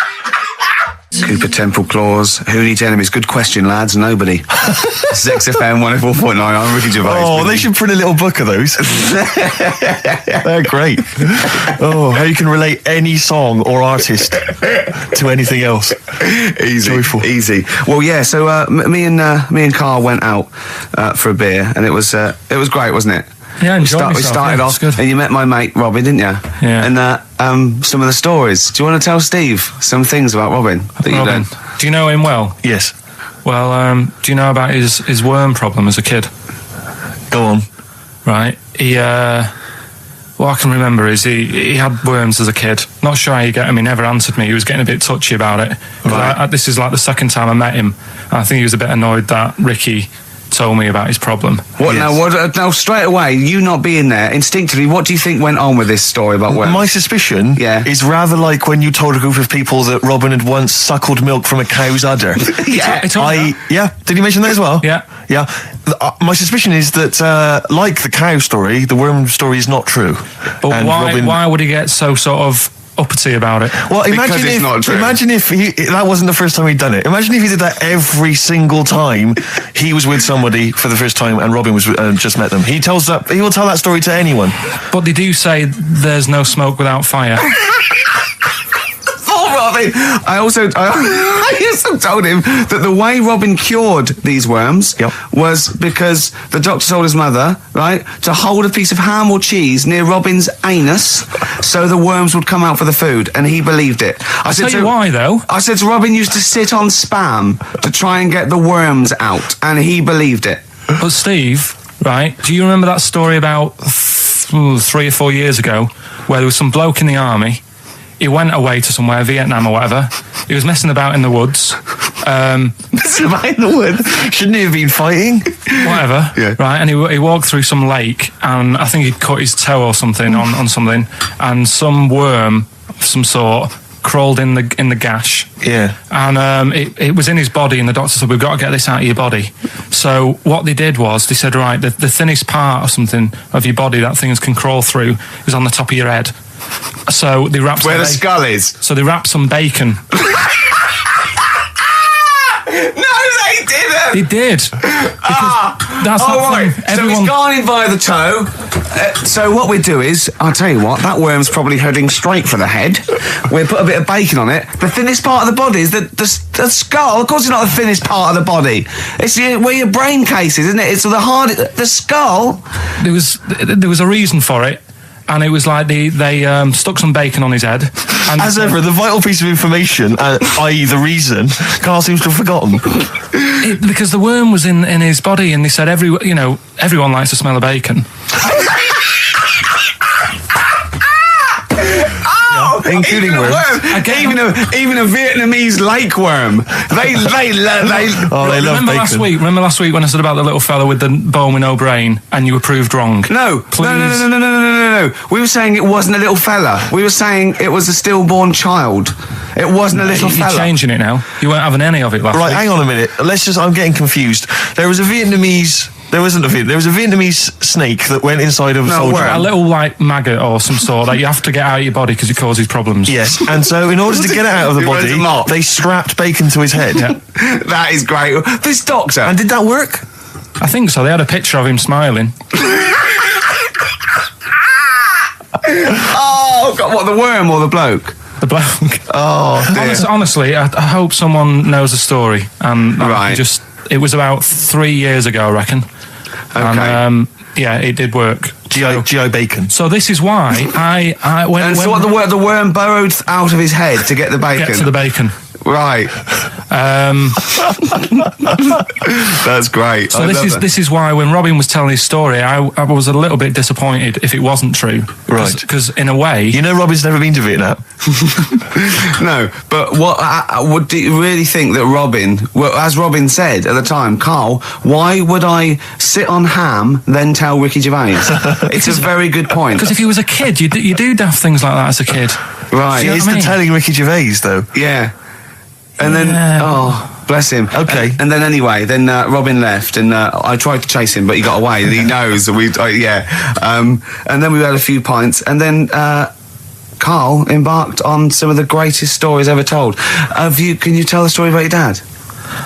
Let me run it by. I haven't spoke to him all week, so let me run it by him. Okay, play records. Because What we got? we've got one of Steve's. Yeah, well, bizarrely enough, this comes from the Teachers 2 soundtrack, the soundtrack to the current TV series. There's a slight whiff of nepotism in the air. Yeah. Rick, would you like to explain why? Well, that's why you're doing it. No, my girlfriend worked on it, but Yeah. you were going to play this anyway, weren't you? Well, I was actually. Bizarrely enough, I was going to play some I Am Clute, and this is from, as I say, the Teachers soundtrack. This is called To You. It's a good track. That's I Am Clute, a track called To You from the Teachers soundtrack. That's also got, I noticed the Electric Soft Parade, The Hives, Star Sailor, Feeder, Turin Breaks, Mercury Rev on there. It's a good little collection. Lovely. Carl has just had confirmation. He's looking smug because someone phoned up and went, it is true, it's a Laogai chi worm and you wrap bacon around your head. That's all the bloke knew as well. Yeah. And his name was Gary. Yeah. So I'm not having it. No. And he said, see, that's why the Robin thing isn't so weird. He said, but when you said he tried it with cheese, he said I was having none of it. He's got standards. Strokes, hard to explain. Like Carl, really. Yes. Yes. So, Carl, concentrate. Yeah, go on. So, we'll leave the worm with the bacon wrapped around the head, shall we? Well, if you're ever caught in the jungle, Yeah. Always carry some... bit of Danish. Good advice. Lovely. I'm Ricky Gervais, with me Stephen Merchant and Karl Pilkington, Yeah. our producer. Right. In inverted commas, heat put. Yeah. Yeah, they know. They know. How you doing, all right, Carl?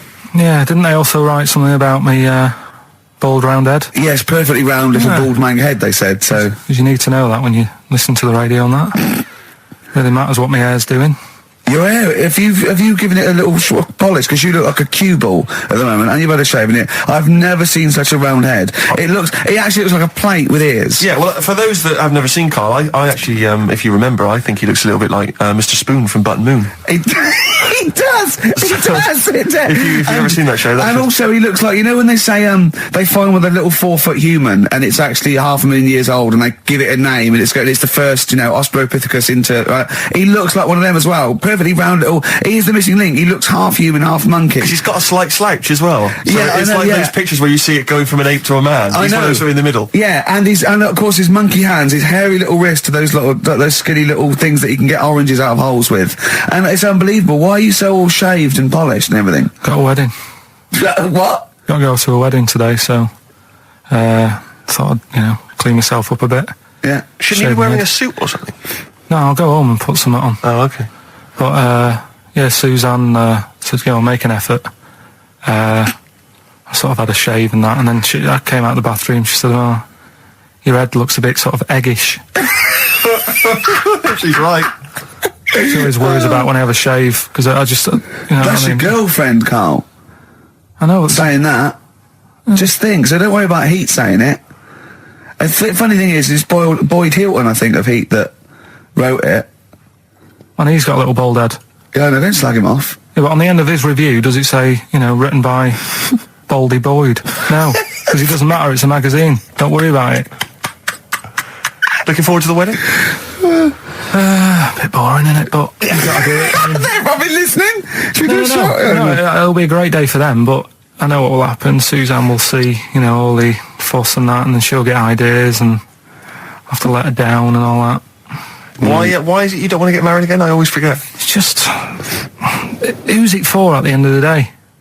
I've been with Suzanne for 11 years, right? Sure. We're happy. Well, I am. That's what counts. You're never happy. I am. I'm all right. Yeah, no, I know you're happy with Suzanne and everything, but apart from that, you're never happy. You are the most grumpy, moany thing in the world. I mean, I get annoyed but I'm always happy. I was annoyed here. I was happy coming here, but there was a bloke behind me walking and scuffing his feet. He had a pair of those stupid skulls on, and he was clicking and scuffing. Wear some shoes. You don't have to click. Pick your feet up. Flip-flops annoy me. You know, but I'm happy. I'm just annoyed. You are just like, oh, the world's on me. It's rubbish, this. I know the world's great. It's just sometimes people annoy me by being there. You know. But, Steve said I should be locked in one of those towers that princesses used to be locked in fairy towers, so, because everything annoys me. But you're grumpy. I'm not, I'm alright. XFM 104.9, we're not here. This next clip is one of my favourite clips. Look, it needs no introduction. Here it is. Right, okay, educating Ricky. What have we got? Airy Chinese kid, go on.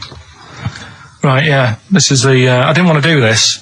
What do you really want to do it? Well, I wanted to give you 3 and I gave you one. It was like the alien man gets a beard or whatever. Yeah, which was total rubbish, so this one should be better maybe. Hairy Chinese kid. Right, well, we've talked about hairy people in the past. True enough. Aren't we? Yeah.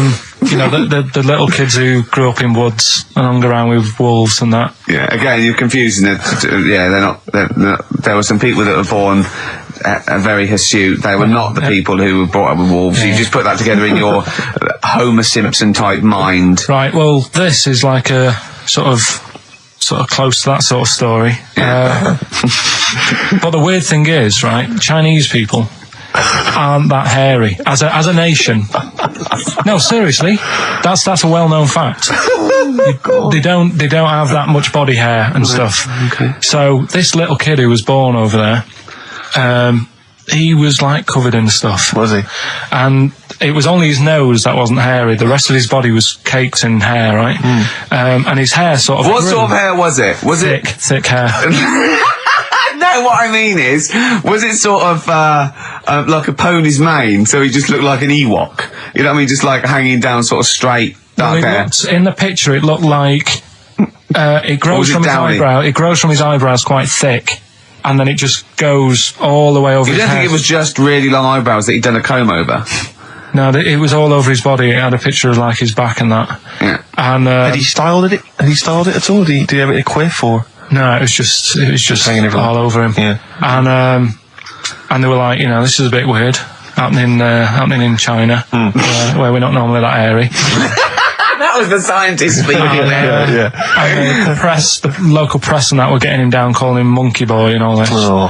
And thinking Chinese press. But the doctor, yeah. Oh, they're cruel, aren't they? It's like those game shows.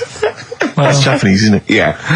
Yeah. And the doctor said, I was talking through all that time while we were just like talking to each other then. Because I turned around and I still saw he was talking. So anyway, the local press came in to see the hairy boy, the monkey boy. And they were like being tight, taking the mickey out of him, and the doctor said, showing him nuts. Said he's only hairy. Said he's a healthy young kid. The only faults he's got is he's got a little bit of eczema and a boil. And he said everybody should just treat him the same, and I think he grew up a healthy kid. Yeah, so that's the end of the story. That's not a story. Why? But I've got nothing. I don't know what to say to that. So someone in China was born slightly hairier than the rest, and he was normal apart from eczema and a boil. That to me isn't a story. But if it is, I've got a million. I mean, it's sort of like bloke from Manchester went a bit bolder than the rest, got a job on radio. He was normal. I mean, that's not a story, is it? So we'll move on to this next one, right, which is brilliant. Dead short story. So, right, old woman, about 70 years old. Yeah. She's normally fit and healthy and stuff. Nothing wrong with her. She's having a good life. And one day, she goes for a check to the doctor's, just to check herself out, because she's getting on a bit. Yeah. He says, take your clothes off and that. So she does. And checks her out. Says, yeah, you're looking good. Turn round. He said, oh, God. He says, you got a tumour on your buttock. Right? So she goes, oh, well, can you do anything to sort it out? So they go, yeah, we could book you in for an operation. It's best if we remove this. Books are in for an operation. Operation day comes, strip her down and that. They're all stood round, the doctors.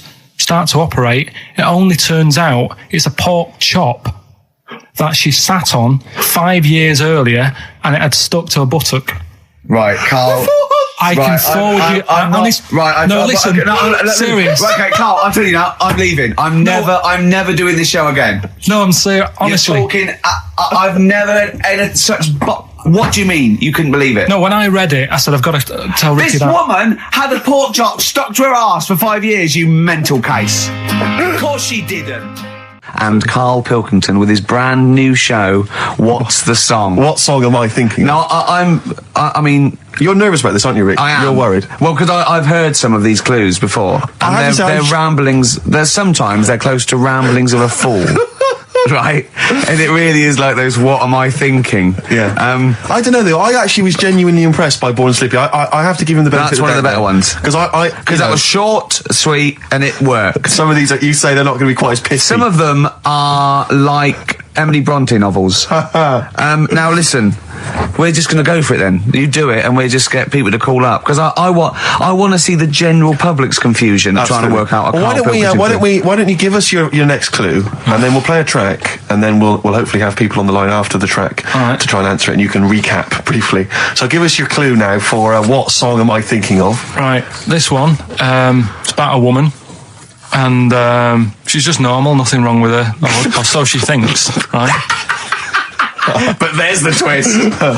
Is this like the Tales of the Unexpected? And she's got she's got her mates and she's having a normal life, having a good time and that. And then this thing happens, right?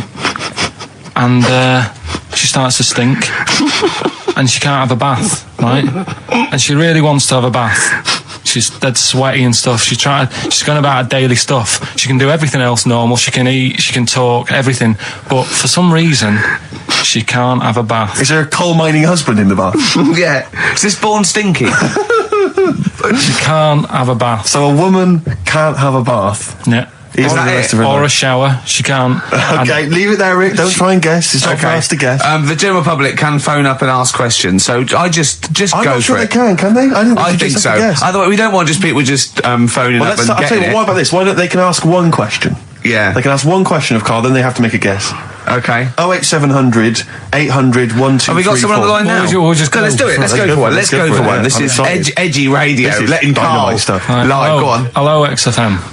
Hello, I'm ringing about what's the song? Absolutely. What do you think? Well, I'm going for Dirty Diana. Dirty Diana. See, that works. That's a great guess. It does. Yeah, but it doesn't work because why can't she have a bath? Okay, so the answer is in there. I was going to ask you. Well, that's your one question. That'd be the answer. That would be the answer, I'm afraid. What was your name? Shelley. Shelley, thanks very much. Shelley, I should tell you that, that you should never take this personally because no one can really get into the mind of Carl. So don't beat yourself up about this. I don't expect anyone to get these clues. No. So well done. That is a fine guess. Thank you. Thank you. Okay. Anyone else there? Let's hello, XFM. Who's that on the line? It's Chris. Hello, Chris. A question for Carl? Before you give us your guess? I haven't thought of a really good question or anything yet. You just want to go for the guess? No, what I thought was, I'm sure Simon Mayo used to do this when he did the breakfast show on Radio 1 years ago. No, he didn't. So you've just pinched this idea, Carl? If you're going to rip someone off, Carl, do not rip off Simon Mayo. I haven't ripped this off. I thought this was a new idea. I was going to do it with sound effects instead, but that's... he used to do that, and he used to get his team to play other characters. You idiot. Well, no, hang on. Not you, Chris. I'm saying you idiot to Carl. Yeah, but nothing's new anyway, is it? So I'm not getting annoyed about it. True. What do you think the answer is? Is it Cornflake Girl by Tori Amos? Good answer. She couldn't have a bath because she'd go all floppy and then go down the plug hole. Good answer. She'd go all soggy. Yeah. So is it Cornflake Girl? No, it's not, but that's a great answer. It could have been. All right. Okay. You're already seeing the error of this, aren't you? I think this is great radio. I'm really hooked on this. I'm genuinely excited now. This is really like that, those so-called lateral thinkers. A man got into a field and dies. Why? Yeah. He ran out of air. No. Yeah. Not the one I'm thinking of. He was shot. Well, no. Yeah. That was a good answer, but... Couldn't, Simon Mayo, sue you or something for doing it? Well, you stop. Don't mention that.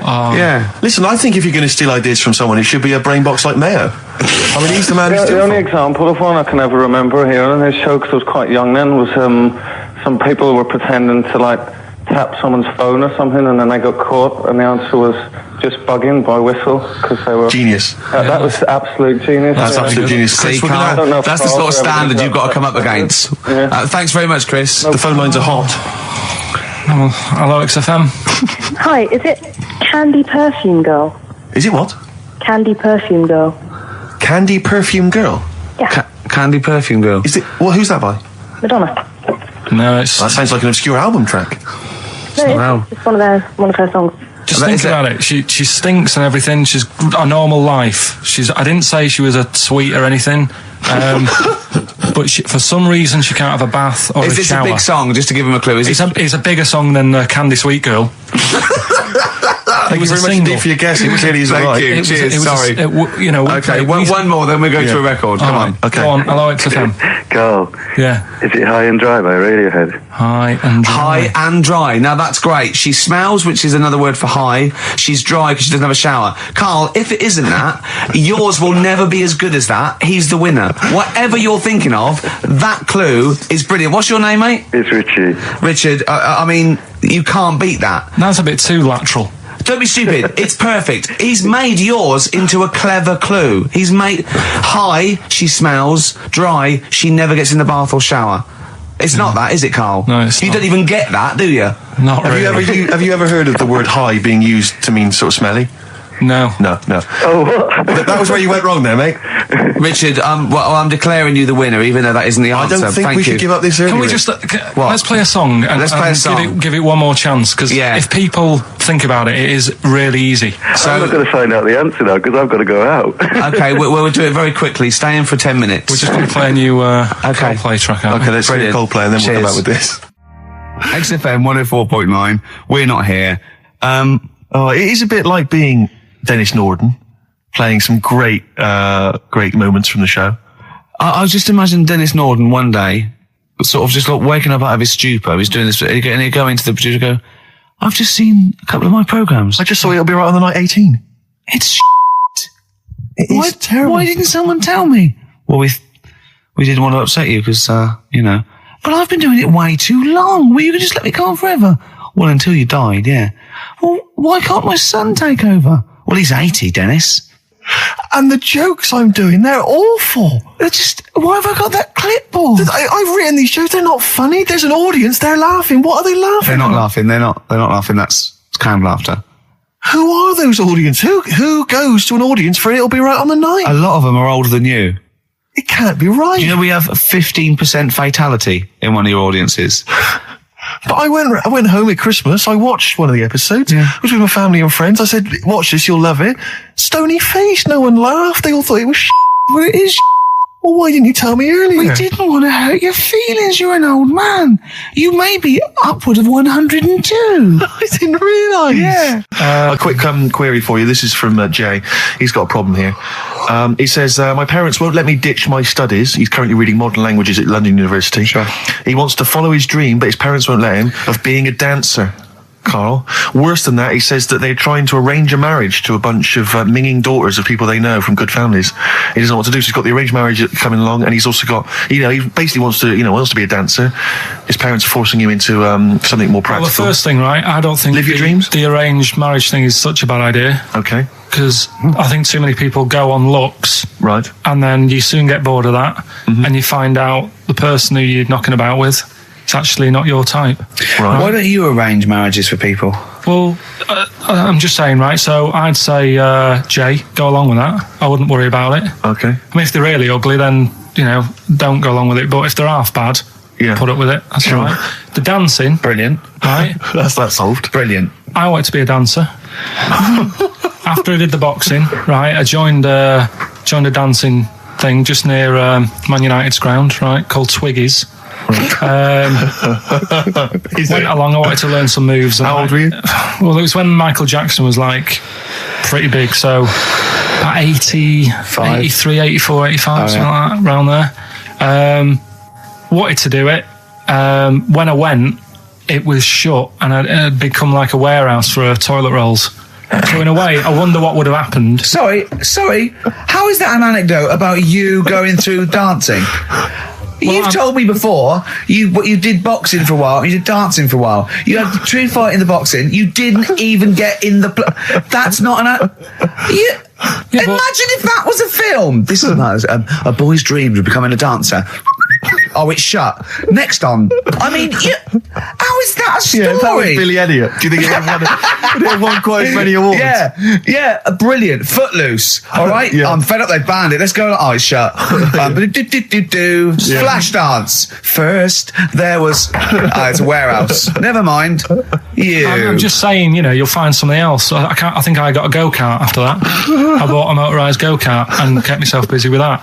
So there's always other Just things. think, Alan Bennett has to sit down and really sweat over his stories. Yeah. He just opens his mouth. You are a living Alan Bennett character. So that's solved. Well, Jay, don't worry about that. There's no emotional problems I can foresee if you follow that advice. So the advice there is do an arranged marriage. If she's not ugly. minging, she's not completely minging. Yeah. And don't worry about dancing. Get a go-kart. Cheers. Great. Well, I didn't really want to make it a Christmassy type show because I don't really like it. Oh, he's done it again. What, you did Christmas once, didn't like it? No, my dad always said. Oh, right, steady on. Dad said Christmas morning was for for me. So he used to stay in bed. So he never. That's brilliant. That's a great thing to say, isn't it? Yeah. Christmas morning's for you. Run wild. Do what you want. Just don't bother me. I'm going to Honolulu for 2 weeks. That's great. Dad, it's Christmas. Do I have to do anything? No. So my mum used to get up because she used to like to see my face light up, when I open my presents. And then to give fireworks. And then I'd have to go to my bedroom from about 6 o'clock onwards because my mum and dad were into having big Christmas parties and I wasn't old enough to go. Right. So they'd say, right, you've had your fun there, you go up to your bedroom, stay in there. Really? Yeah, I remember one year, right, I got a train set, that's what I wanted. Yeah. Right? It's brilliant. Playing with it all day. I thought, I don't mind about the party, I'm happy staying up here playing with this. Brother comes in, he's had a few, right? He's going, I'll give us a go on your train. How old is he? He's a bit older than me, so he might have been like, let's see. Well, let him be 18. Probably about 18, 19, And how old something were you? like that. I had a train set, so I don't know, about 14. something like that. Yeah. Right, so I'm playing on that, loving it and stuff. And then he comes in and goes, give us a go. He turns the transformer up to 14. He went really fast for about 5 seconds, broke it, and then he went back downstairs. Wow. So Christmas, I hadn't even got to Sounds Christmas like Day. the Conservative government with British Rail. Satire, that is. Rick, I just thought that there's satire. If there's any satirical shows listening or magazines. It doesn't work in any way because there's the analogy falls down apart from there being a train. Think it through though. British Rail was trains. Yeah. And the government broke the trains in many ways. They didn't break them, not officially breaking them, but they kind of. It does work. It's perfect. Oh, I'm pretty pleased with that. And I can't. And no one's asked him to be on. Have I got news for you? It's weird, isn't it? Because it's strange that when you've got a satirical mind that's as quick as that. Yeah. And he's broke your little train set. So what did you do? I just watched telly and had some sausages. I bet you were happy with that though, weren't you? It's just a bit annoying though, isn't it, when your main present of the year's been broke. And did it ever get it fixed? No, that was it. Put away. I'm intrigued why your parents wouldn't let you come and join in the festive fun. Was it like really debauched down there? Was it like eggnog everywhere? Well, no, but I mean, that's fair enough. 6 is a little bit early, but I just think, if you're a kid, he had his fun, put him to bed at 8 maybe. And Do you think so on Christmas Day? I thought that was a day for family. Well, not if there's a party going on. And Well, don't have the party on the Christmas Day. Well, that's another option. Yeah. Your parents are weird, aren't they? A strange breed. Well, I think that was the year, right? You're talking about buying presents and stuff. I think I did treat my mum to. I didn't buy my dad anything. I think that was when I got a bit older, he used to get me dad something because he wasn't that bothered anyway. No. So got me mum. There was a cheap shop, right? Of course. Thank God for that. Called Snips. Right? So I went in there and I thought, let's see what I can get her. And remember Victoria Plum?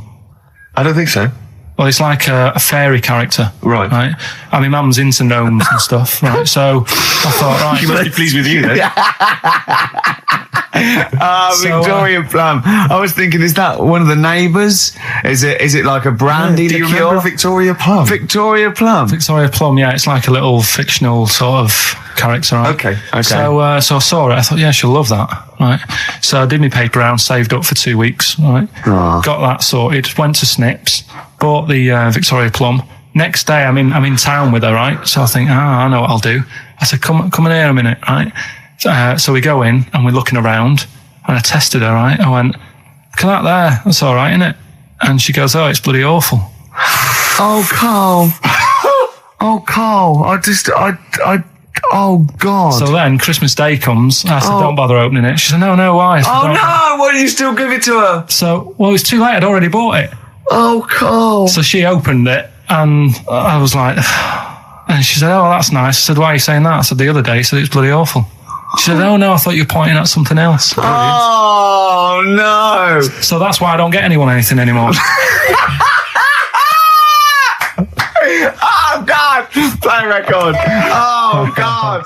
Oh. So we get onto conversations. Talking about, he's asking me stuff about evolution. Tell me that. Why did the giraffe? What's that rubbish about the giraffe getting a long neck? I said, well, it didn't try and get a long neck. It was selected because, Anyway, I went into evolution for him, and he said, but why would evolution do that? I went, well, you think that evolution didn't do anything? There's not this consciousness. There's not this will that a giraffe has to stretch its neck to reach the leaves. One had a long enough neck to survive and pass it. He was going, yeah, but why did evolution? This isn't. But by the way, this isn't the most stupid thing. This is warming up. This is about 8:45. Sure. Right? He said, why didn't evolution make a giraffe good at carpentry so it could build a ladder? Right. Yeah. Okay. No. All right. Okay. So he's thinking around it. He's trying to pick holes in evolution. Yeah. We get on to, I said, well, things are, I said, we can see the speed of evolution in lower life forms like bacteria, viruses, they evolved. That's why, soon we won't have an antibiotic that can kill some certain bacterial strains. And he said, and this is about, 11:30, then I said, I'm going to bed, right? He said, in the future, they reckon that you'll be able to wake up and eat a yogurt you can have a chat with. I don't know what that means. Let's put a song on, right? And we'll come back to it. So you're going to explain that? Yeah. You've got an explanation? The Verve and Sonic on XFM 104.9. I'm Ricky Gervais, with me Steve Merchant and Karl Pilkington. So let's just get this right. What did Karl say? He's just specifically giving those words again. He said, they reckon, and I said, I'm going to bed. He went, no, really? I said, no, I'm going to bed, Karl. There's no point now, because it's just like you're talking gobbledygook. You know what I mean? I might as well talk to a pot plant. Yeah. He said, in the future, they reckon, I don't know who they are. Sure. I don't know, people who post things on the internet that he reads. I think the Telegraph. Anyway, complete the sentence. They reckon that in the future you'll be able to wake up. I love it. There's always a little scenario, an embellishment, like this little. Oh, hello, darling. It's your yogurt. Hello. You'll be able to wake up and eat a yogurt you can have a chat with. All right. Well, thanks for that, Rick. I'm looking at you. I'm going to throw that over to Karl now. Right. It's when I was away on holiday, right? I don't normally buy the Telegraph because it's too big and that, innit? So, but they were giving it away for free on the plane, so I thought, ding dong, might as well have it. Mm-hmm. And I saw a couple of things in it. I thought that'll be interesting. I saw this thing about the future, and it was talking about evolution and what have you, right, which I always find weird, because I always think that maybe we've sort of done it wrong anyway. Do you know what I mean? I sometimes think by definition, evolution can't get things wrong. Things change, that it's not successful, it can't pass on its genetic material, but if you're around, it's working. If you're around, it's working. Slugs are as evolved as they need to be. Slugs are as evolved as you and me. That's true enough. Yeah, no disrespect, but it works. It works. Sorry, but what's your point, Karl? No, I mean, I think we probably would have been better off staying as a fish. Just because there's more water than land, isn't there? Right. And you wouldn't drown. This is why I went to bed. No, I can imagine. I'm thinking of dozing off now. Yeah.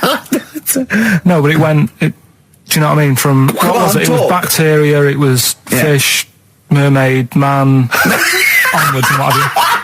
So anyway. Oh God! No, there are a few knowledge gaps in your theory of evolution. You generally got it right though. So but I mean, basically, yeah, it went bacteria, fish, mermaid, man. What's next is the big question. So it was telling you all about this and what have you, and saying how we shouldn't have interfered, because maybe if we wouldn't have invented planes and what have you, maybe we'd be able to fly and what have you if we really needed to and stuff like that. Okay. So we've interfered with evolution, you see. Right. But then it was saying, well, what's the future got? Well, yes, in one way we have interfered with evolution, yeah. The evolution of the human being in society is changing. It's no longer based on the strongest or the fittest, because medical science can keep us alive long enough.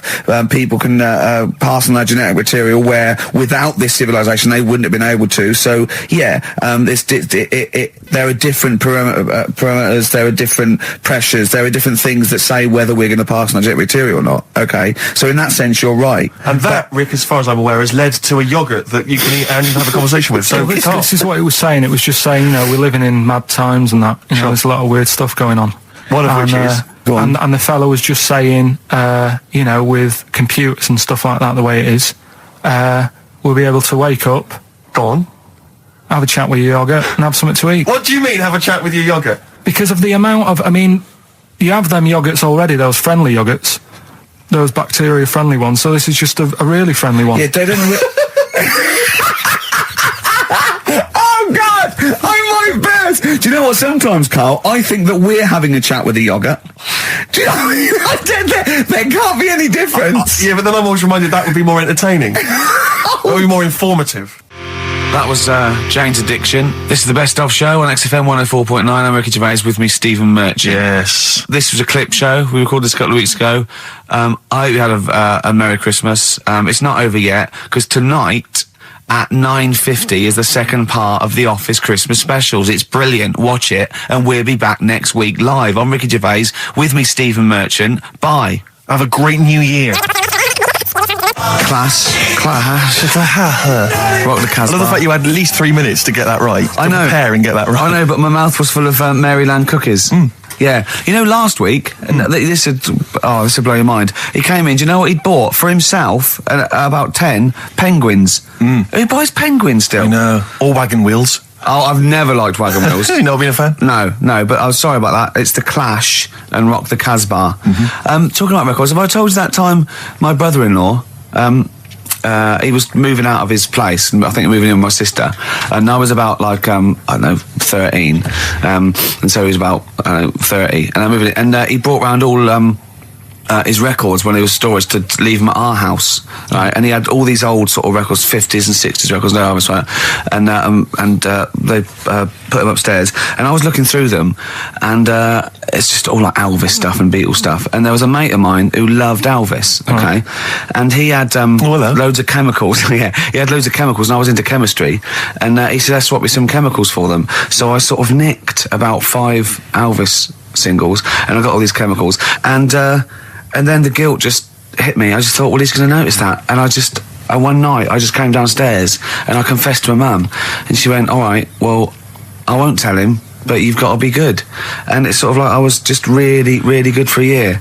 And then I remember when I was about 18, my brother was talking about it. And he said, did you ever play those records I left for you? Brilliant. He told my mum, he said, these are for Ricky. She just didn't tell me. She was sharp, wasn't she? She used opportunism there. Oh, that's genius. And that was it. That's why I was good. But you've never stolen anything since, have you? No, I don't. Except that spate of shoplifting after that to teach your mum a lesson. yeah. Well, I went round and arson. No, I did. I just couldn't believe it. It was terrible. Like when you're born, you're a little baby, wrinkly and stuff. When you get older, you sort of morph into a baby again. And you go through the same phases. So when you're young, you buy singles. You get old, you got nothing to do all day. You got all your pension money. What will I buy? Cliff Richard's on the telly. Here's my video, buy me song. You see, that started off as quite a sensible point, because I actually think they do it. But what was all that alien stuff about when you're born, you go wrinkly and you go wrinkly again? So sometimes you mix like normal things that human beings say with I don't know what. Well, look, when you're a baby, you've got a little bald head, no teeth. You get old. What happens? Are you a philosopher? You're an official philosopher. Because, I mean, it sounds like it. Oh, Carl, play a record. You're a gem. You're a diamond. But we're talking about MTV, right? And I was feeling a bit nervous, wasn't I? About like, you know, the way I look. Right. And what have you.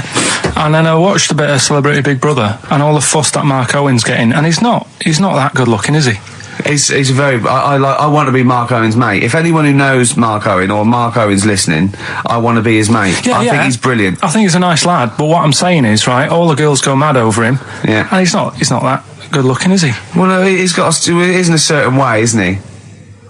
That sort of non-threatening. But he's not stunning, is he? Do you know what I mean? No, but no. Well, what's your definition of a stunning? Yeah. Well, who do you like? Someone who you look at and you go, God, they're good. Which looking. bloke do you fancy? What bloke do you think's attractive then? So if I was into men, Yeah. in fact, you can still say a bloke's a good looker without fancying him. And Who do you think is know what I mean? attractive? Probably. I mean, it depends what you're looking for. No, just look. Just look. You think it's different looks as of well. course, isn't yeah. it? Who would you say was attractive? Who would you say was like stunning in your definition? A good-looking lad. Yeah. Good-looking lad. Oh, look at him over there. He's.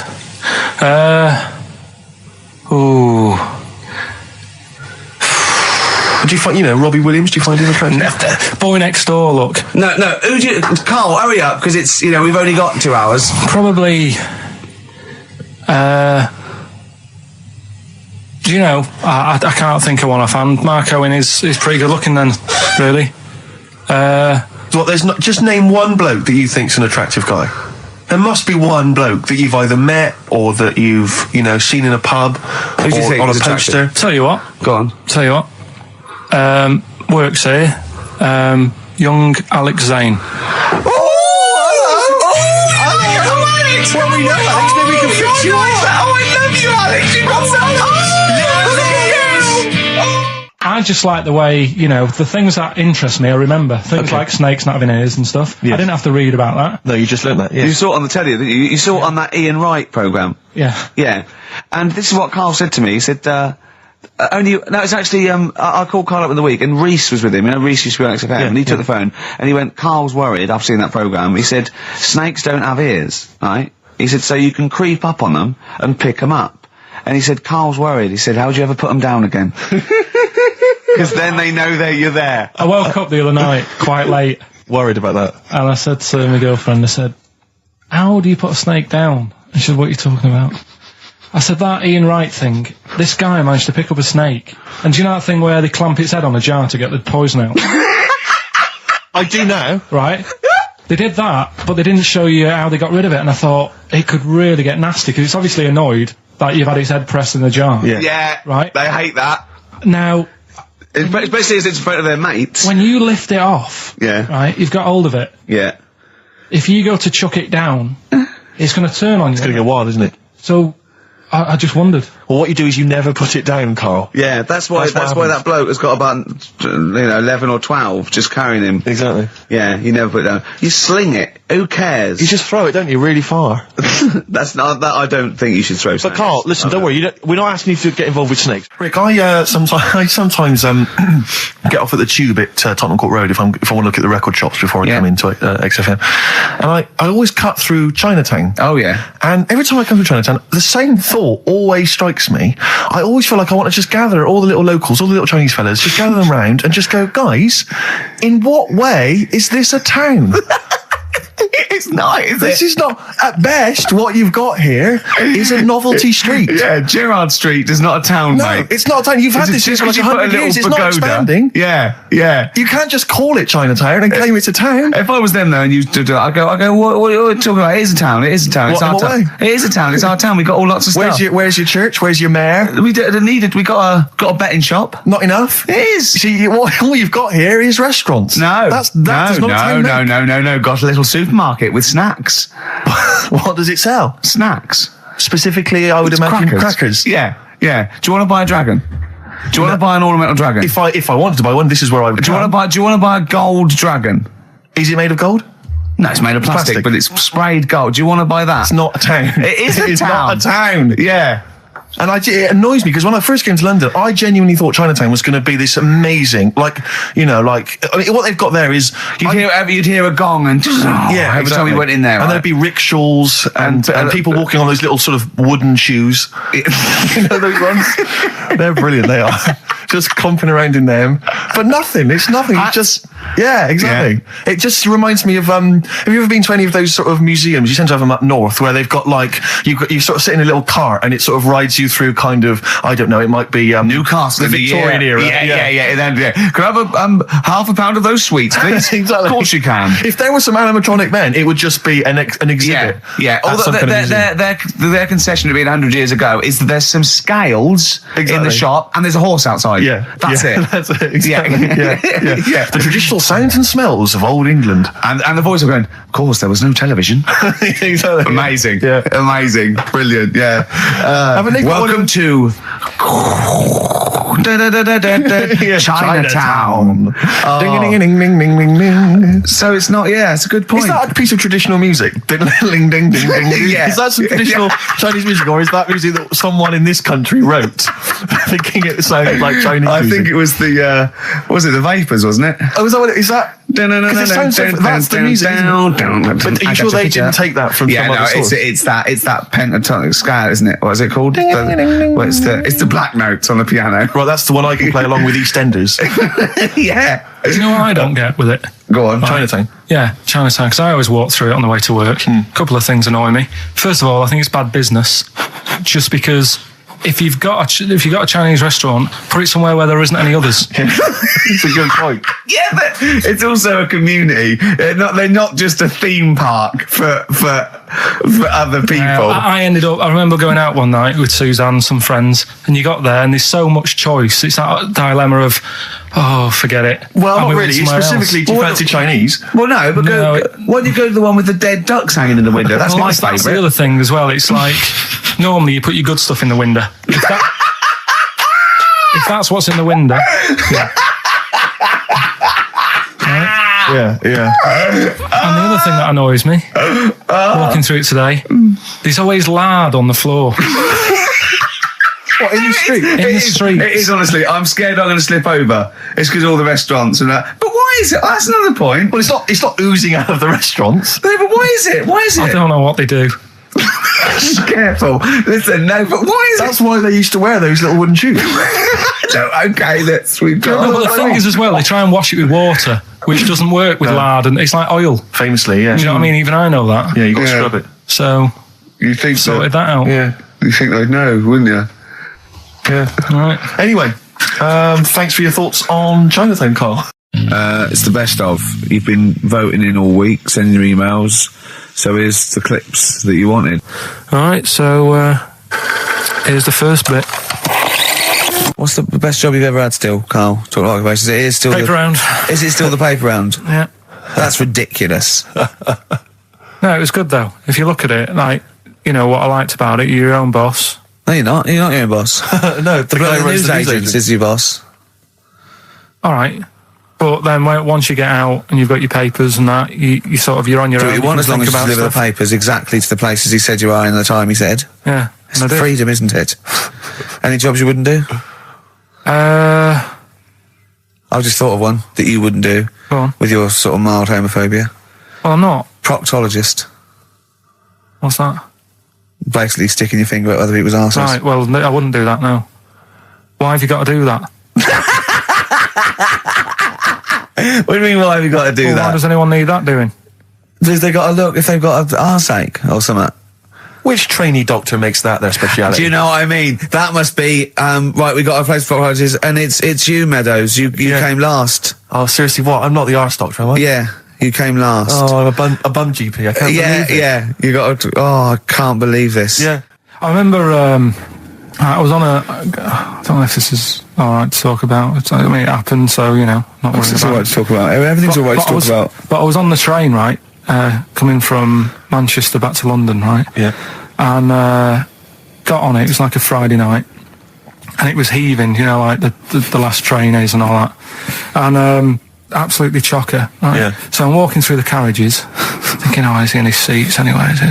Anyway, everyone's like, it's heaving, right? It's people stood up in the doorways. You can't get in the toilet and all that. There's not going to be any chair knocking about. You know, so walking through, and anyway, I see this one empty chair sort of in front of me, right? Think, oh, why ain't anyone sat there, right? I'll just rush to that, get I'll get myself a seat, plonk myself down, right, and sort of turn round, you know, see who I'm facing, you know, see who you're sort of having a chat with. Little fella there, right? Little, Down syndrome kid. Right. Sat there, and he goes, all right. And I thought, oh, right, not bad, but do you know what I mean? They're always talking, aren't they? You ask a lot of questions, right? So I was like, oh, here we go, 2.5 hours, and I couldn't get up because the thing is, that's obvious, Sure. right? So that's like mean. I'd never want to be mean. Do you know what I mean? No. At the end of the day. So anyway, so I think I know. I'll go to sleep. Clever. Right, so I shut my eyes, and he leaves me alone and that. So then my phone goes, and I think, right, what do? Do I ignore it, or do I open my eyes and see what it is? Anyway, I open my eyes. It's Ricky calling constantly about nothing, probably. Actually thinking about it, wasn't even worth answering. Right. So anyway, but I'm awake then, aren't I? So he's like, hello, and I'm like, all right, mate. And he says, you're muscly. Right. Oh, God! And I said, yeah. And he goes, you know, why? So I said, no, just am. It's, again, stressing me out, because I was thinking, why am I muscly? I don't go to the gym. And, you know, I'm not muscly, I'm in good shape and that. Well. So then he wants an arm wrestle. On a crammed train from Manchester, so I've got another hour and a half of this. When you talk back, he'd soon have got up and left. If you just started asking him questions, he'd have got up and left with the drivel you come out with. So anyway, do you know when you're under pressure, you're thinking, well, he's said that I'm muscly, right? So do I do it or not? What? And there's people watching, you know, not joining in, not sort of having a laugh and that with me, just like watching but pretending they're not. Oh, and I'm at one of those table seats, and he kept saying, come on, I want to arm wrestle. So, and he was getting loud, and I thought, oh, I best just have an arm wrestle. What do you mean? What do you mean? I best just have an arm wrestle. Well, what do you mean? Get it over and done with. I had to. If he's going to keep asking, I had another hour and a half on the train. Oh, God. So anyway. Oh, my God. I'm thinking who won. Well, I'm thinking, were people putting bets on? How was it working? It was stopped, and just as well, really. What do you mean it was stopped? Was it game? No. He was winning. I was struggling a bit, right? Yeah. And he was really like, you know, taking my arm down. And then he sort of let go and started laughing. And I thought, thank God he let go, because I would have made, you know what I mean? If I lost that, everyone's in the train looking, and all the rest of it. I never felt it suddenly serious to him. He's got to win this. Anyway, Pilkington. But then he just, then we were chatting about favourite food and that. He likes sausages. And I said, you know, he said, do you like sausages? I said, yeah, they're all right. I like a bit of Chinese and that as well. And he was saying, oh, I can't have Chinese. Not allowed Chinese. Why? Don't know. He just said, it's not allowed to have it. But yeah, I had a good long chat about stuff and that. But so you enjoyed it in the end? In the end, it was all right. Yeah, it's just. What do you expect? Okay. No, but it's that thing, isn't it? It's always whenever you're faced with something different, it's always awkward, isn't it? And that's the thing. You're talking about him now, are you? And I think I did all right, because everyone else was ignoring him, but I probably made his day pretty good. Yeah. We were a nice bloke. I like the idea that newlywed couple are probably thinking that's going to be a similar journey down to Cornwall. Karl Pilkington in the chair now. The talked about, the acclaimed Educating Ricky. Right, well, just in case anyone's new, doesn't normally listen. Yeah. Basically, I'm educating Ricky. Yeah. Do a bit of research in a week, find stuff, news, history, anything that's interesting. 3 stories. I give them a nice little headline. You take your pick. Yeah. Between now and 3, you're going to learn 3 things. Yeah? Yeah. So, the headlines are, I'll be no buying one of them. Give us that again. I'll be no buying one of them. Nice, okay. Yeah. We've also got hippopotamus news.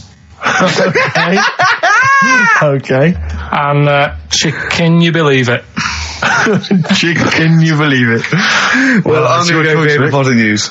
Hippopotamus news? Yeah. News. Right, well, this one, it's... I'm not going to take the credit here. I heard Christian talking about this on breakfast, right? Because it's a good story that happened.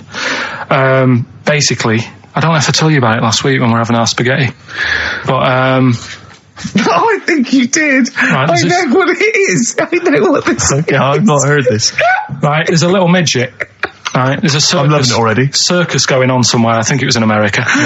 And Is that present day or old times? I'm talking like in the last 3 weeks. Okay. Right, little midget circus, really packed out show. People are loving it. Right, Steve, you'll ask the same question I did. I know.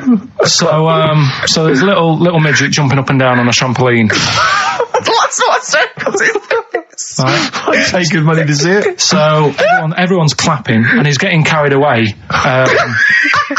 Because he can't believe they're loving it. I didn't know they'd like a little person on a trampoline, but they love me. But you know what it's like when if there's a crowd of people sort of encouraging you to sort of go higher and stuff. Yeah. And I'm sure he knew it was getting out of hand. But he was jumping and he was coming down the road going higher, and he's going really high in the air, right? So he's doing this. Crowd are clapping. There's a hippo, right, just sat next to the trampoline, getting ready to come on and do his act. Oh, right, I thought he was in the audience. That's it, getting ready to do his act, Steve. So He's a ventriloquist. What do you mean he's sitting by the trampoline waiting to do his act? Because why does he sit in the dressing room and they go, 5 minutes, Mr. Muss, 5 minutes, Mr. Muss. So anyway, right, so the hippo's there. He's getting annoyed, is he? Because the midget's He's eating going, into how his can I tongue. follow this? This is really annoying. They're going to be, no. So He's thinking, he's already done the trampoline, my pogo stick act is never going to work. Yeah, go on. So there's a hippo waiting. See, it's a great story, and I just know he embellishes it or it gets slightly wrong. Go on. So there's a midget jumping up and down. The hippo's getting annoyed. The crowd are going mad. The midget's loving it. Can't believe his luck. Although you think he probably knows he's dicing with danger. Yeah. So next thing you know, they're all saying higher. He gives it one big, like, heavy sort of landing on the trampoline. Goes really high, but goes off at a funny angle. Oh, hypotenuse. Okay. Yeah. And sort of flies up. Hypotenuse! Sure. Flies off at a funny angle. Oh, dear. Hippo's there, swallows him whole. Crowd are clapping, thinking that's why the hippo was waiting there. Rubbish. Rubbish. It's not rubbish though. But no, maybe there was an accident in a circus with a midget and a hippo, but at no point was this hippo waiting to go on, going, come on. The midget flew off at hypotenuse and landed in the hippo's mouth and was swallowed whole. This is what you embellish it. That is great. And what's I have to say though, Rick, when I heard midget, trampoline, hippopotamus, I was thinking accident waiting to happen. Yeah. So. Yeah, maybe. I mean, it is that you should never put those three together. Never. It's a recipe for disaster. It's Everyone knows that. Midget, trampoline, hippopotamus. Are you mental? You're asking for trouble. Well, you know when he told me it, he said, and the midget, he didn't mention the hippopotamus, and he said the midget went on, and soon he fell off, and the hippo ate him. And I said, sorry, what was the hippo doing there? He went, it's a circus. I've never heard of a circus having a hippo. What do hippos do? What can they do? You can't train them, can you? What do you? Aren't they like very deadly? They're huge, aren't they? You can't have a hippo in a circus. Are you sure? You're not thinking of Zippo? He's neither kind. Yeah. No, and it wasn't some sort of where Zippo was eating a midget, and it's some sort of horrible sexual act. No, it was definitely. I heard it on breakfast, right? Oh, okay, sorry. No, it's definitely fact. Yeah, okay, definitely right, truth. okay, good. XFM 104.9. We're not here. It is a bit like being Dennis Norden, playing some great moments from the show.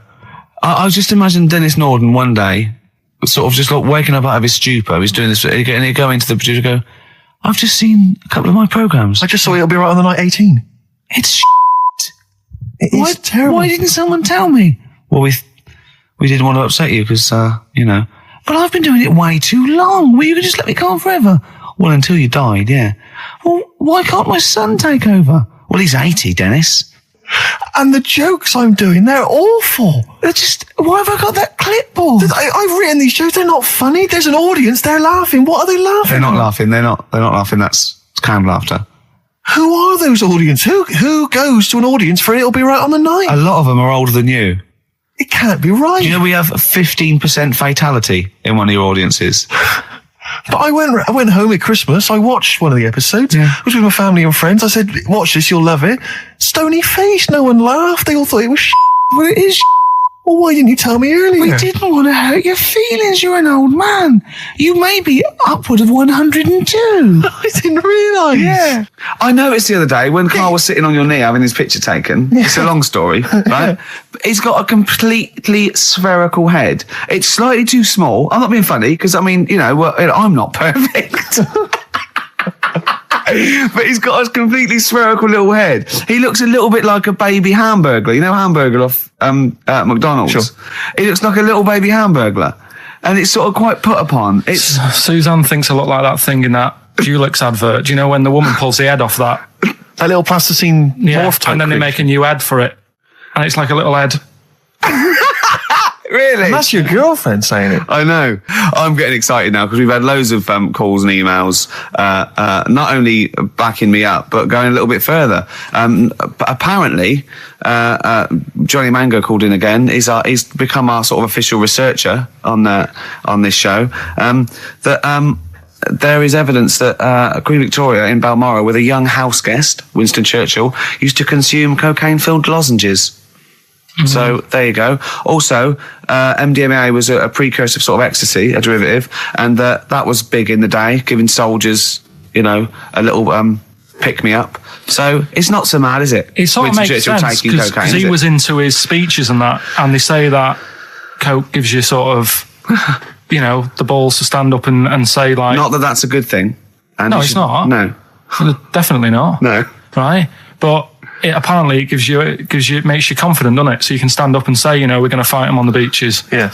And all that. And sound like you mean it. It's exactly, yeah. When he was sort of like, you know, a little bit pissed up with his cigar on, coked off his tits, he wanted to fight. He didn't care where it was. He'd fight on a beach. He didn't care. He didn't care if he got sand in his new trainers. Exactly. He was boozed up. Yeah. You want to fight. Yeah. That's why he was coming hard. He was very much, you got to think of him as the Liam Gallagher of his day.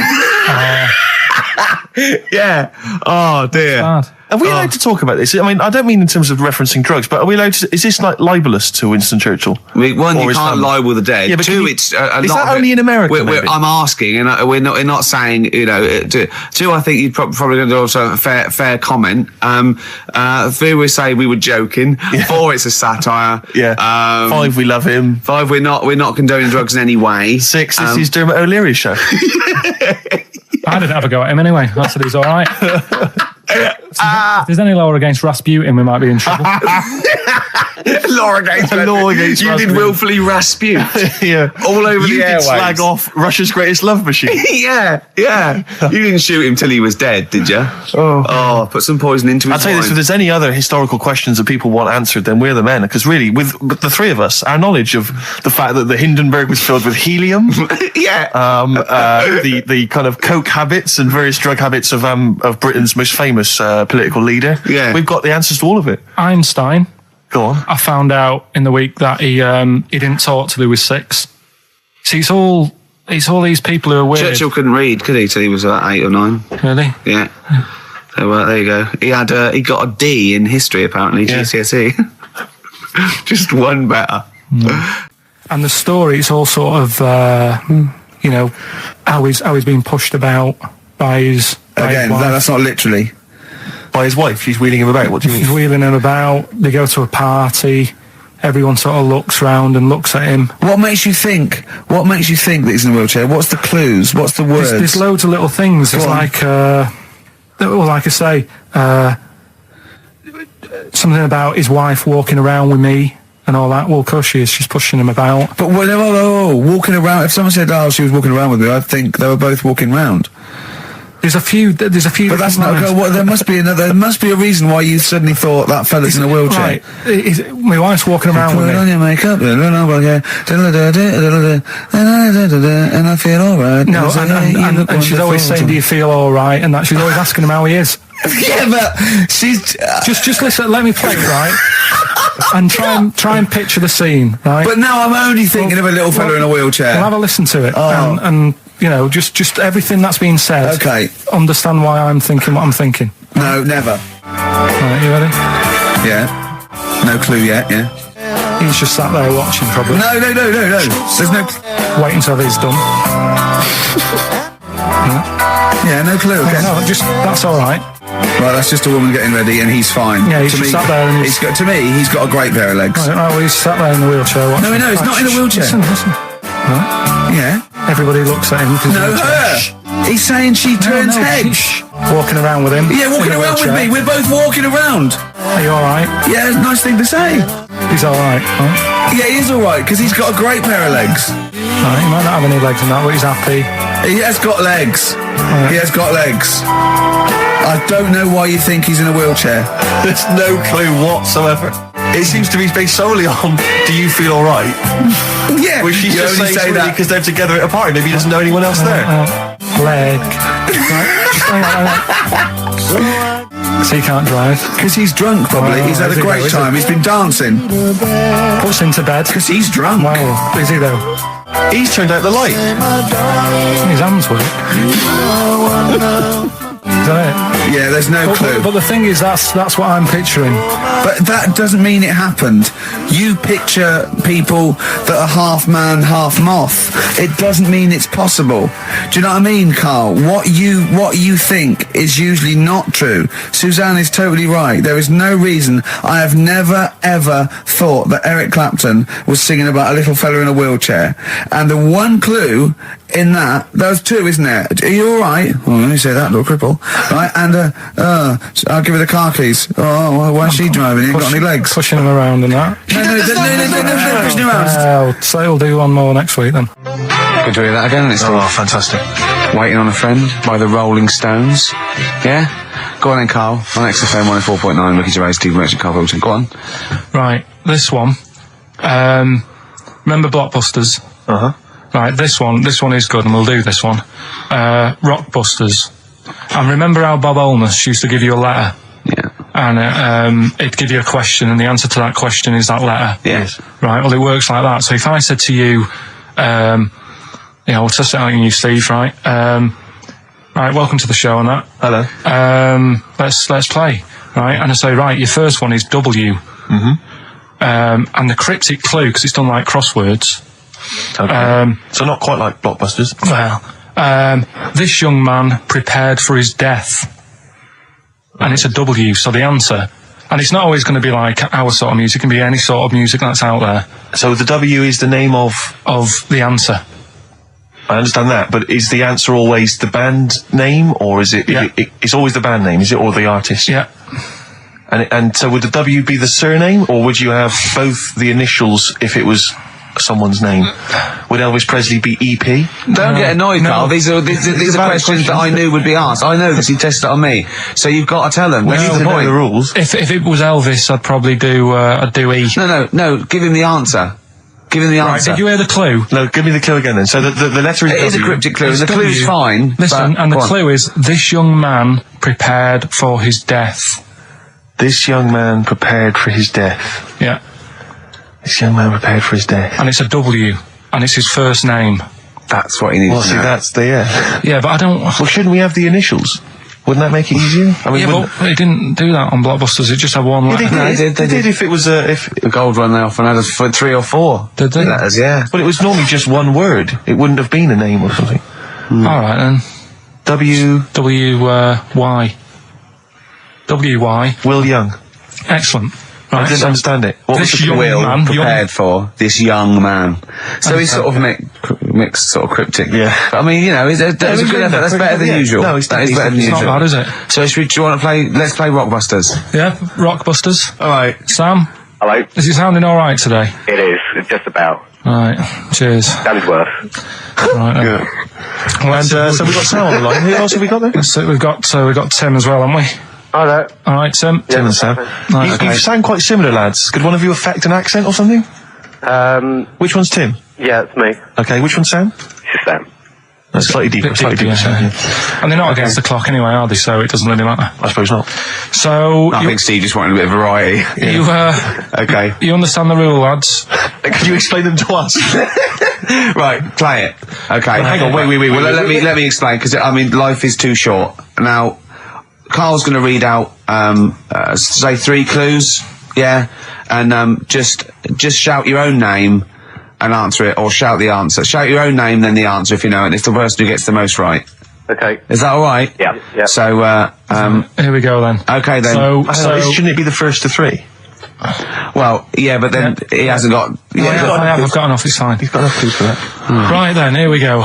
Welcome to the show. God. Right, the first initials, ST, right? Is that right? ST. Well, I don't know. Oh, we don't know, do we? How do we know? Here we go, ST, and the cryptic clue is better than the average homeless person. Okay? Sorry, I think... Is that a band? Yeah. Is it an old band? Yeah. I think that's one word. Alright then, S. It's an old 70s band. Better than the average homeless person. Tim? Go on. Supertramp. Yes. Supertramp it is. Yeah. Well done, 1 point to I have you, no idea Tim. why that's right, by the way. You don't understand why it's right? He's a super tramp. Oh, right. Better than the average homeless cryptic, person. yeah. Yeah, cryptic. Yeah. Okay, second one. Come on, Sam, you got it. That's actually quite good for Carl. Trust me, Tim. Take that as a good clue. Because, yeah, okay. We won't do this again. Wait, 1-0 to Right, here we Tim. go. Right. F. The letter is F. That's the next one we're moving on to. And the cryptic clue is, the little girl is hungry. What shall we do? The S or F? I've got it. F. Ready? Peter. Yes, 1-1. Feed her. He's pulled out of Feed her. Yeah. Feed her. Okay. Yeah. So that's one each. So this is the decider, isn't it? Wait a minute, ITV are on the phone. Well, you said first to three, so no, it's not, is it? That's what I said. Just do the three clues and who gets the most. Okay, well, we can do that now.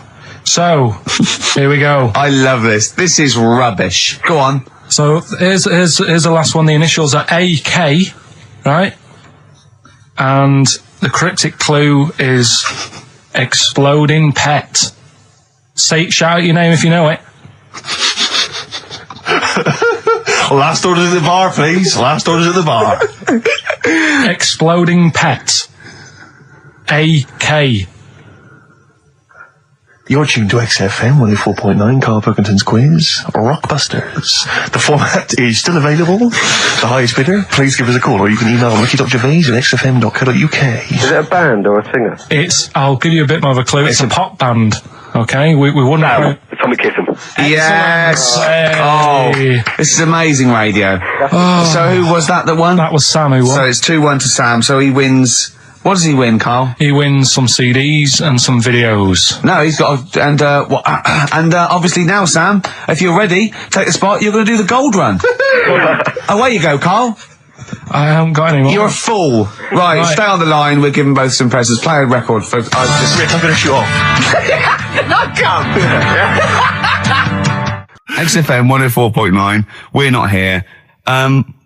This next clip is one of my favourite clips. Look, it needs no introduction. Here it is. Another holiday. Well, it wasn't holiday. Well, it was. You had 5 days off work. Why isn't it holiday? You had 5 days not working for a living. You know how many days holiday gets a year now?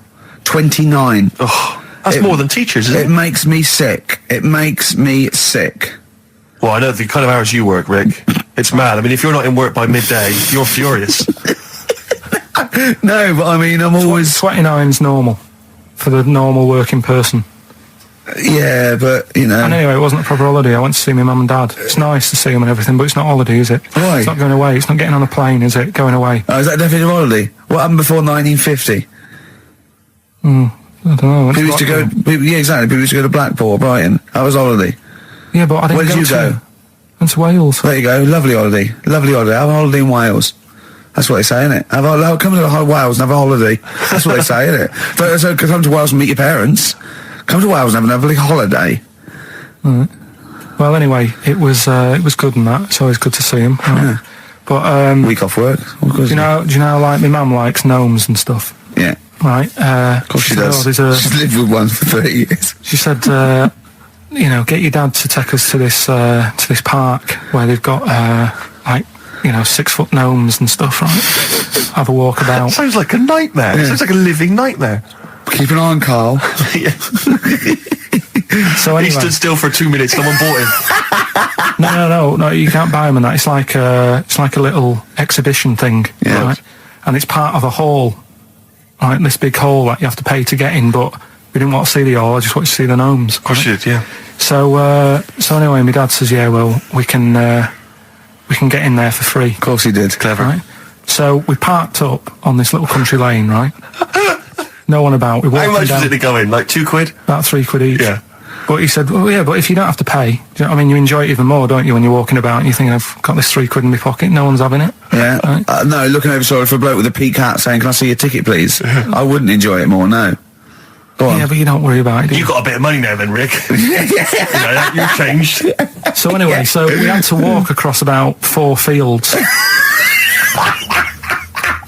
For £3! Right? And what happened was, we're walking through all these fields and what have you, big grass and muddy bits and all that, 'cause it'd been raining, and climbing over fences and stuff. And we're in this field, right? And I look to my right, and there's about 30 cows all staring at us, right? And Suzanne started to panic a bit. She said, we shouldn't be here. Dad says, of course we can. We're allowed to go wherever we want. You know, all this land, it's ramblers' rights and all that stuff. Yeah. And take a cow if you want, So, unattended. So Serves him right for leaving him in the field unattended. I'm having one. And so keep us fed for a week. across. Anyway, these cows start surrounding us. Surrounding us. And, oh, brilliant. Oh, no. Face off. And Suzanne's panicking, going, this isn't right. We're not going to make it to the fence in time. They're moving faster than us, and he started sort of running a bit. Wow. And It's like some kind of bovine West Side Story. A gang of cows coming at you. Don't worry about it and stuff. But my dad had to sort of stand there and like wave a stick at him. Of course. And we got away, but Suzanne was like having a bit of a sweat on. Got away. Saying, we could have got killed. Sure. And my dad saying, no, it never happens. And I just wondered if it does, if there's a risk of... Yeah, it is rare, but there's been a couple of cases of being trampled by cows. They're not aggressive, they sort of run through you. Well, they're aggressive if they've got a calf. They do have kids. What? You had kids with them. Kids, yeah. That's goats you're thinking of. Yeah. Maybe they were trying to sneak into the gnome thing, and they were worried that, like, if too many people did it, and they thought some cows, we can just sneak in. They Where were cows, trying, yeah. No one's expecting cows. And the cows were going, humans. walk upright like you're human. Don't walk upright. They thought you'd blow their cover. Yeah. Yeah, people have been killed by cows before. Yeah, that was like the highlight, and then... So when you arrived there, you were presumably covered in mud, looking like something that had just come from Glastonbury, staggering around this exhibition. It wasn't that bad. It was just like a woods, and it had like a funny sort of funeral, like a graveyard thing. Right. Yeah. With bodies sort of hanging out the ground and that. And we had these 6-foot gnomes. Right. And then we just set off again, walked back. But You sure this wasn't a dream? No, it was good. It was good. And called up Ricky. I said, right, are you about? Have a chat and that. So he said, I'll just come round. It's a nice day. Have a drink and what have you. So I got round there at about 6:30, right? Go up to his door, knock on his door, right? He stood there with his tackle out. Oh. Yeah, what did you make of that? What was wrong with that? What do you mean, what's wrong with that? Why were you looking at it? Why were you looking at it? I tried not to look at it. But again, you're always sort of attracted to it, aren't you? Kind of like...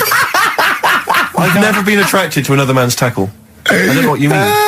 You can't help but have a little sly look. Especially when it's there. When you ring the bell, and I mean the one on the door, right? And that's hanging out. And does he dress to the left or the right? It was to the left, right? Yeah, it was left, yeah. Just popped it out of my shorts for him. Just popped him out of the shorts. Should have seen the state of him. Shorts on, no top, cigar. Looked like someone out of The Sopranos. It was a mess. Yeah. And then, we sat on the balcony drinking wine, didn't we? Did you pop it back in, or was it still... Yeah, I popped it straight back in. I got the laugh. Sure. I got the laugh I Yeah. wanted. Yeah. He walked in, he went, it's not that hot. Straight away, it's not that hot. Oh, brilliant. And then, was that knob news, or is there more? no, it's got more knob news. That's just a taster. Just a taster. Listen, let's play some average. Let's play some great music, and maybe we should have some early knob news. Early knob news coming up. XFM. Do you believe in God, Carl? Don't know, I don't really worry about it. It was ages ago, wasn't it? So, if he's about, whatever. Not that bothered. Adam and Eve is pretty interesting, though, isn't it? It's not. Well, how is it interesting? He made man out of dust. Then just because he could, he's having a laugh. Then he made her out of one of his ribs. Again, he'd like to vary it a little bit. Then they had 2 sons, which gave rise to the entire human race. What was going on there then? What would have happened if they didn't get on?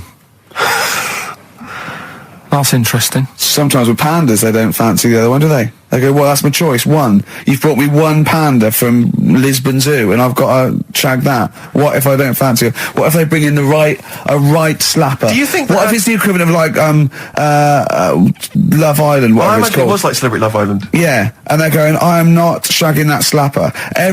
Every panda in the world has seen that dirty old mott in magazines. Why am I meant to mate with it? I've got some dignity. Are you talking about Adam there or Panda? Was that? Either is fine, I suppose. Bad Do you think that Adam had any say when God was making Eve? Was he saying, "Can make the boobs a bit bigger, would you?" And then, I'm a blonde guy. I'm into blondes, really. I mean, I don't know. Did he have any input, or was it just? I don't know. Well, I suppose it was one of his ribs. I know, but it's probably restricted. You go, well, I'm working with a rib, Adam. Give me a break. There's only so many things I can do. Well, he was probably in kind of intensive care, wasn't he? With the whole. They go, well, I can't just keep making the boobs and things bigger because their legs will get short. I don't mind short legs. Yeah, make the legs longer. I don't mind no legs. I don't mind no legs. As long as the boobs are sizable. I tell you what's weird though, Steve. Right? Everyone's heard of like Adam and Eve. Yeah. What's the surname? Yeah, where'd they get their post from? Unbelievable.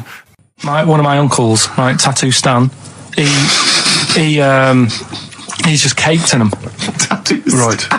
I don't think he's my proper uncle, but he's just like my dad's got. Tattoo Stan. No, my dad's got. That's a province in Russia, isn't it?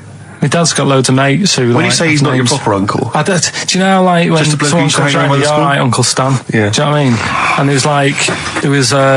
my dad had loads of mates like that. There was John the Screw. Right. So he either works in a prison or he likes to have sex. Cabbie. Cab driver. Okay. There was Jimmy the Hat. I don't know what he Jimmy did. the Hat. Yeah. And, did he wear a hat? No. No. There was Fred the Veg. You sure he wasn't a relative? Sorry. Fred the Veg used to get us like big bags of potatoes and that. Fred Veg, okay. And there was Tattoo Stan.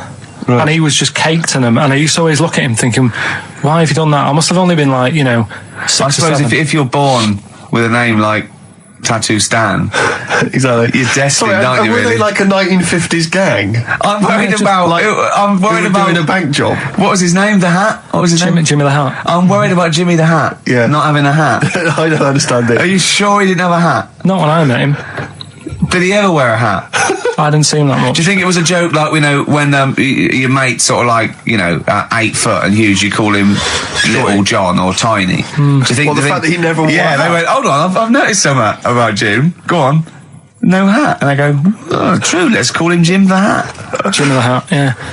But my Uncle Stan, he had like loads of them. He did them himself. Oh dear. And it was always that thing. God. What was it? Things like He had like the cross, cut here, made in Britain. And if you're going to do them yourself, I'd say at least make sure you're sort of a good drawer. Yeah. And don't do it in a mirror so it comes out backwards. Well, that was the other thing. But like, I remember he did. Names are all right. He had like all his kids' names down his arm. And, what are they called? Yeah. Oh God, it's Tattoo Stan Jr. Yeah. And Paul shits the bed. I'm trying to. Oh, Wabbai Kate. Yeah. But he had. Frankie never amounts to anything. Oh God. So he had like. Johnny, I don't think he's mine. So he did all this. I don't even know why I'm telling you about tattoos. No, nor do I, Carl. 50 Cent in Da Club on XFM 104.9. We're playing our favourite singles of the year. Yep. And we're looking back over some of our favourite clips of the year. Embrace, Glorious Day on XFM 104.9. Rick, there may be listeners tuning in thinking, they've got something better to do, for instance, switching off the radio and just staring blankly at the wall for the next half an hour. But no, because what they're going to miss is our grand finale to this, which is, of course, sponsored by Lindauer's, the sparkling wine solution to a hot summer's day. That we're going to be firing a cork. Did you just make that up? Yeah, pretty good. Good. They're going to be firing a cork at Karl's head just for the sound. I just think it's sound. Huh? It's not happening. Yes, it is. You said no. We've said it is now. We've promised it to the listeners. Yeah, come on. I'm not happy with it. Why? Because the pain. Well, I've never had it done, so I don't know how painful it is. Well, all the more reason to do it then. Yeah, we've got to try it out, haven't you? You're perfect. It's like a little cowbell or wood block. That's what I'm hoping for. Yeah. I'm hoping for pop. And I'm going to film it for my website. Brilliant. So go to that this week, rickygervais.com, and see Karl Pilkington getting hit. A high-powered cork coming out of Lindauer sparkling wine. Lindauer sparkling wine. And of course, if you want to send us anything in, and perhaps next week that you feel we could actually that'd be great. That's us to do. This is like interactive because a lot of people plan the show. Like Dr. Fox plans his show. We sort of come up, we riff on the. So that's a great idea. Send stuff in that we could harm Karl with. Yeah, we try to harm Karl. We do a jingle. Harm Karl. I've always wanted one of those George Foreman grills. I've always wanted one of them. I know, but that's too much, isn't it? What if we just pressed his head inside it? We'd have to put it on. Put it on. See. Just squeeze his head inside it. I've got to do that thing with a tea towel one day. You know that thing I did with a tea towel? You put a tea towel around his head, right, tie it. I put a wooden spoon in, and you only have to turn it like a couple of inches, and it kills you, doesn't it? Yeah, sure. It really is, yeah. So we'll be firing a cork at Karl's head. I'll be filming it for the website. So that's coming up about 10 to 3. Look forward to that. Yeah. Do you know what? I'm loving this. This is my. Just being in a room with him. I just can't. I want to squeeze his head. XFM 104.9 playing Green Day. The studio's falling apart. I know, his microphone broke. I'll be honest with you, Rick, I don't know why Lindauer's, the sparkling wine, want to be associated with this shambles of a show. It is falling apart. This is awful, this studio. It's got to be fixed. Right now, Karl, come on here. It's the time where I'm going to let a cork off. Do you want to film this, Steve? Yeah, that'll be available on the website next week, rickygervais.com. So see Karl getting hit. One bloke suggested we leave the metal cap on because it's get a better pitch, but we take that. He's straight. Let's get the camera ready. Get the camera ready. Ready? So if you just joined us, we are using some Lindauer's sparkling wine to basically, what can I say? Really fire a cork at Karl's round head. Hang on a sec. Let me just put the headphones on. All right, film this then. Okay. It's in position. Look. Just firing up. Okay, Karl, come on there so we can see your head a little bit. We want to get the microphone there. Right, ready? Hold on. Good. So you're just doing it. Hold on. Now it's in position. What if it? Oh. Ready? Yeah. Oh God! Oh no!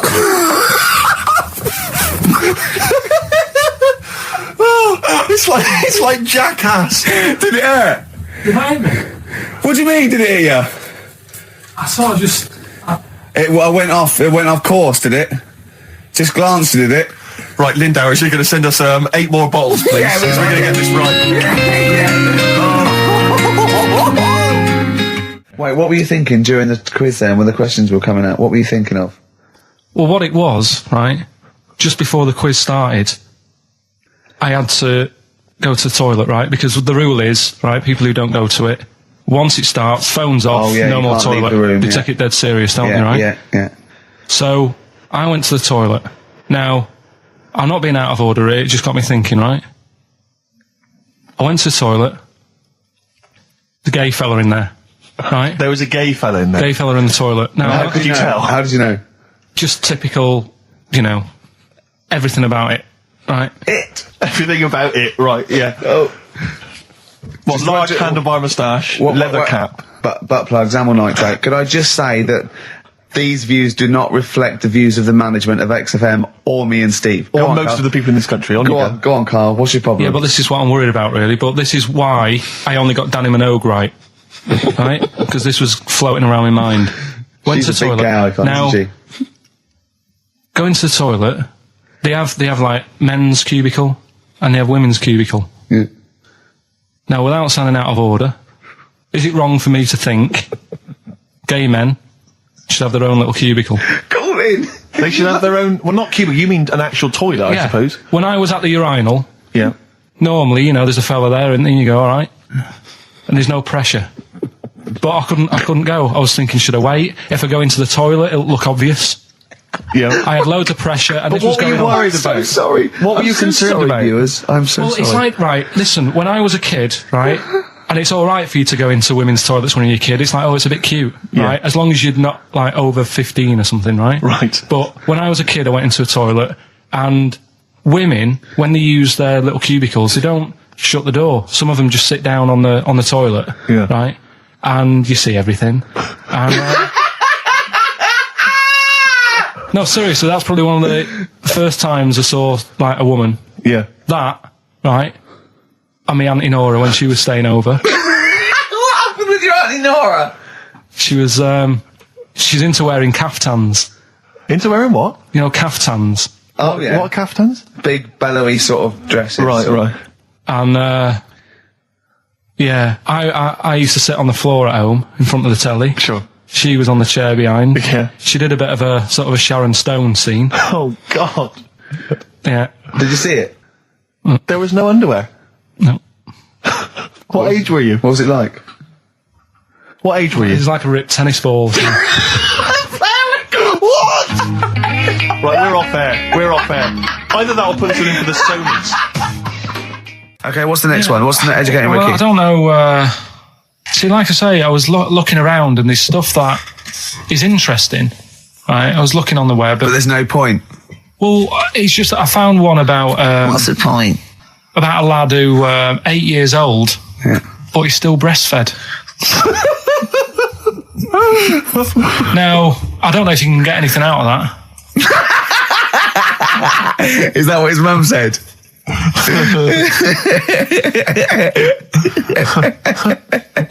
So, What do you mean I don't know if I can get anything out of that? You don't need to. No, it's just that, Where did you read that? that was on the internet. Oh, well, yeah. You're always unspecific when you mention it. It's just it was on the internet. Well, Yeah. I'm trying to think what I put in. I think I put in Y to see if I'd confuse the computer. And then- Go! You are... No, No, honestly. I did a search, put in why, and it came up with funny things that, like, why is this person doing that? Why is that? And it had a picture of this 8-year-old lad, sort of, on his mum's nipple. And it was saying, is this healthy? You sure that wasn't asking you that question? What? I put in why? Just to confuse the computer. Like, the computer go, what do you mean? Yeah. Stop it. Yeah. Oh, look, yeah. Last week, I was walking home with him, and I went, he was saying something stupid, and I went, I've got a competition for next week. Let's do a phone-in, and it's called Karl Pilkington, Genius or Fool. Yeah. Right?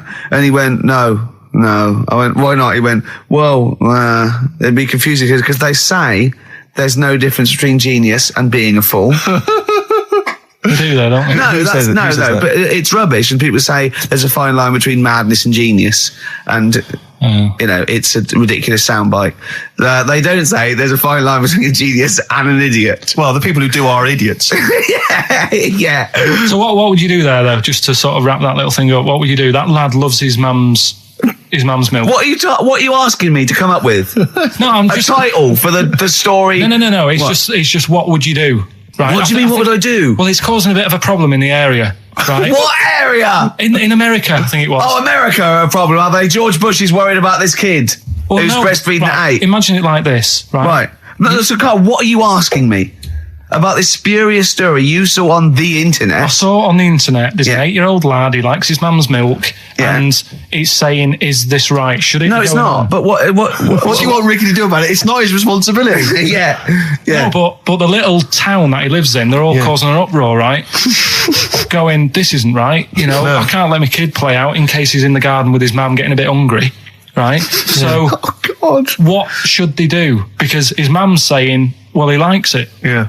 And he, what do you do? I don't know the laws. No, but I'm not asking you to sort out the laws. I'm just saying, if you lived in that neighbourhood, what would you say? If you went up to him and said, look, everyone's getting a bit fed up with this, look. I'd say, what would I do? What do you mean, what would I do? What are you asking me? Right, it doesn't matter. No. What are you asking me? What are you asking me and Steve and the I'm public? just saying, say if you live next door to this woman, Yeah. right? The kid's hungry, 8 years old, he's out playing on his bike and he goes, Mum, I'm getting a bit peckish. And he goes, all right, son. She whops one out. And he starts having his milk, right? You live next door, you're putting your washing out and you see this going on. You're getting a bit sick of it because it's gone on for months. 8 years, I assume. Why is it your business? Why are you such a nosy neighbour that you're concerned? What would you do, Carl? Let's turn it back on him. Yeah. What would you do? What's your solution? What would you do? Well, I thought I'd say, right, why are you doing this? And she'd say, because he likes it. And I go, all right then, put it in a bowl first. And you think that would sort that out? No, because I was thinking about the whole thing, right? And you do that when you're a baby and everything's all right, innit? Yeah. No one bats an eyelid at a little baby having a bit of milk from its mum's breast, right? Yeah. You'd almost say it was natural. But you grow out of it. It's like you don't see. It got me thinking about things you don't see. And you don't see. Did you put this into a computer? Show me things you don't see. What else don't you see? Well, you don't see like an old man having a Twix. You never. So what? You know the terrible thing about all this, Steve, is he's right. You don't see an old man eating a Twix. That's a terrible thing. So what they have got, right? They've made old man toffees, haven't they? They've come up with Werther's. Is that a song? Oh God! You don't see it. So they've got their Werther's, right? Yeah. So, look at him. You think Forget he's it. giving a lecture at Oxford? It's not going anywhere. No, go on. Sorry. Go on. I'm just saying. Right. You grow out of things. Yeah. And the old man, I'm sure when he was a kid, he'd have a Twix. Yeah. Now it doesn't look right, so he's having. It doesn't look right. So. Right. I don't think Werther's originals were specially designed for old people. I think they were sweets that just happened to have been made for years. That's why old people eat them. Yeah. They didn't go, hang on, there's a market here. I've noticed old people aren't eating Twixes. Quick, let's make some old man sweets. But the little advert, he gives it to his grandson as well, doesn't he? He goes, I have a Werther's original. Now, I think it cuts though before he throws it back in his face and goes, get me a Twix.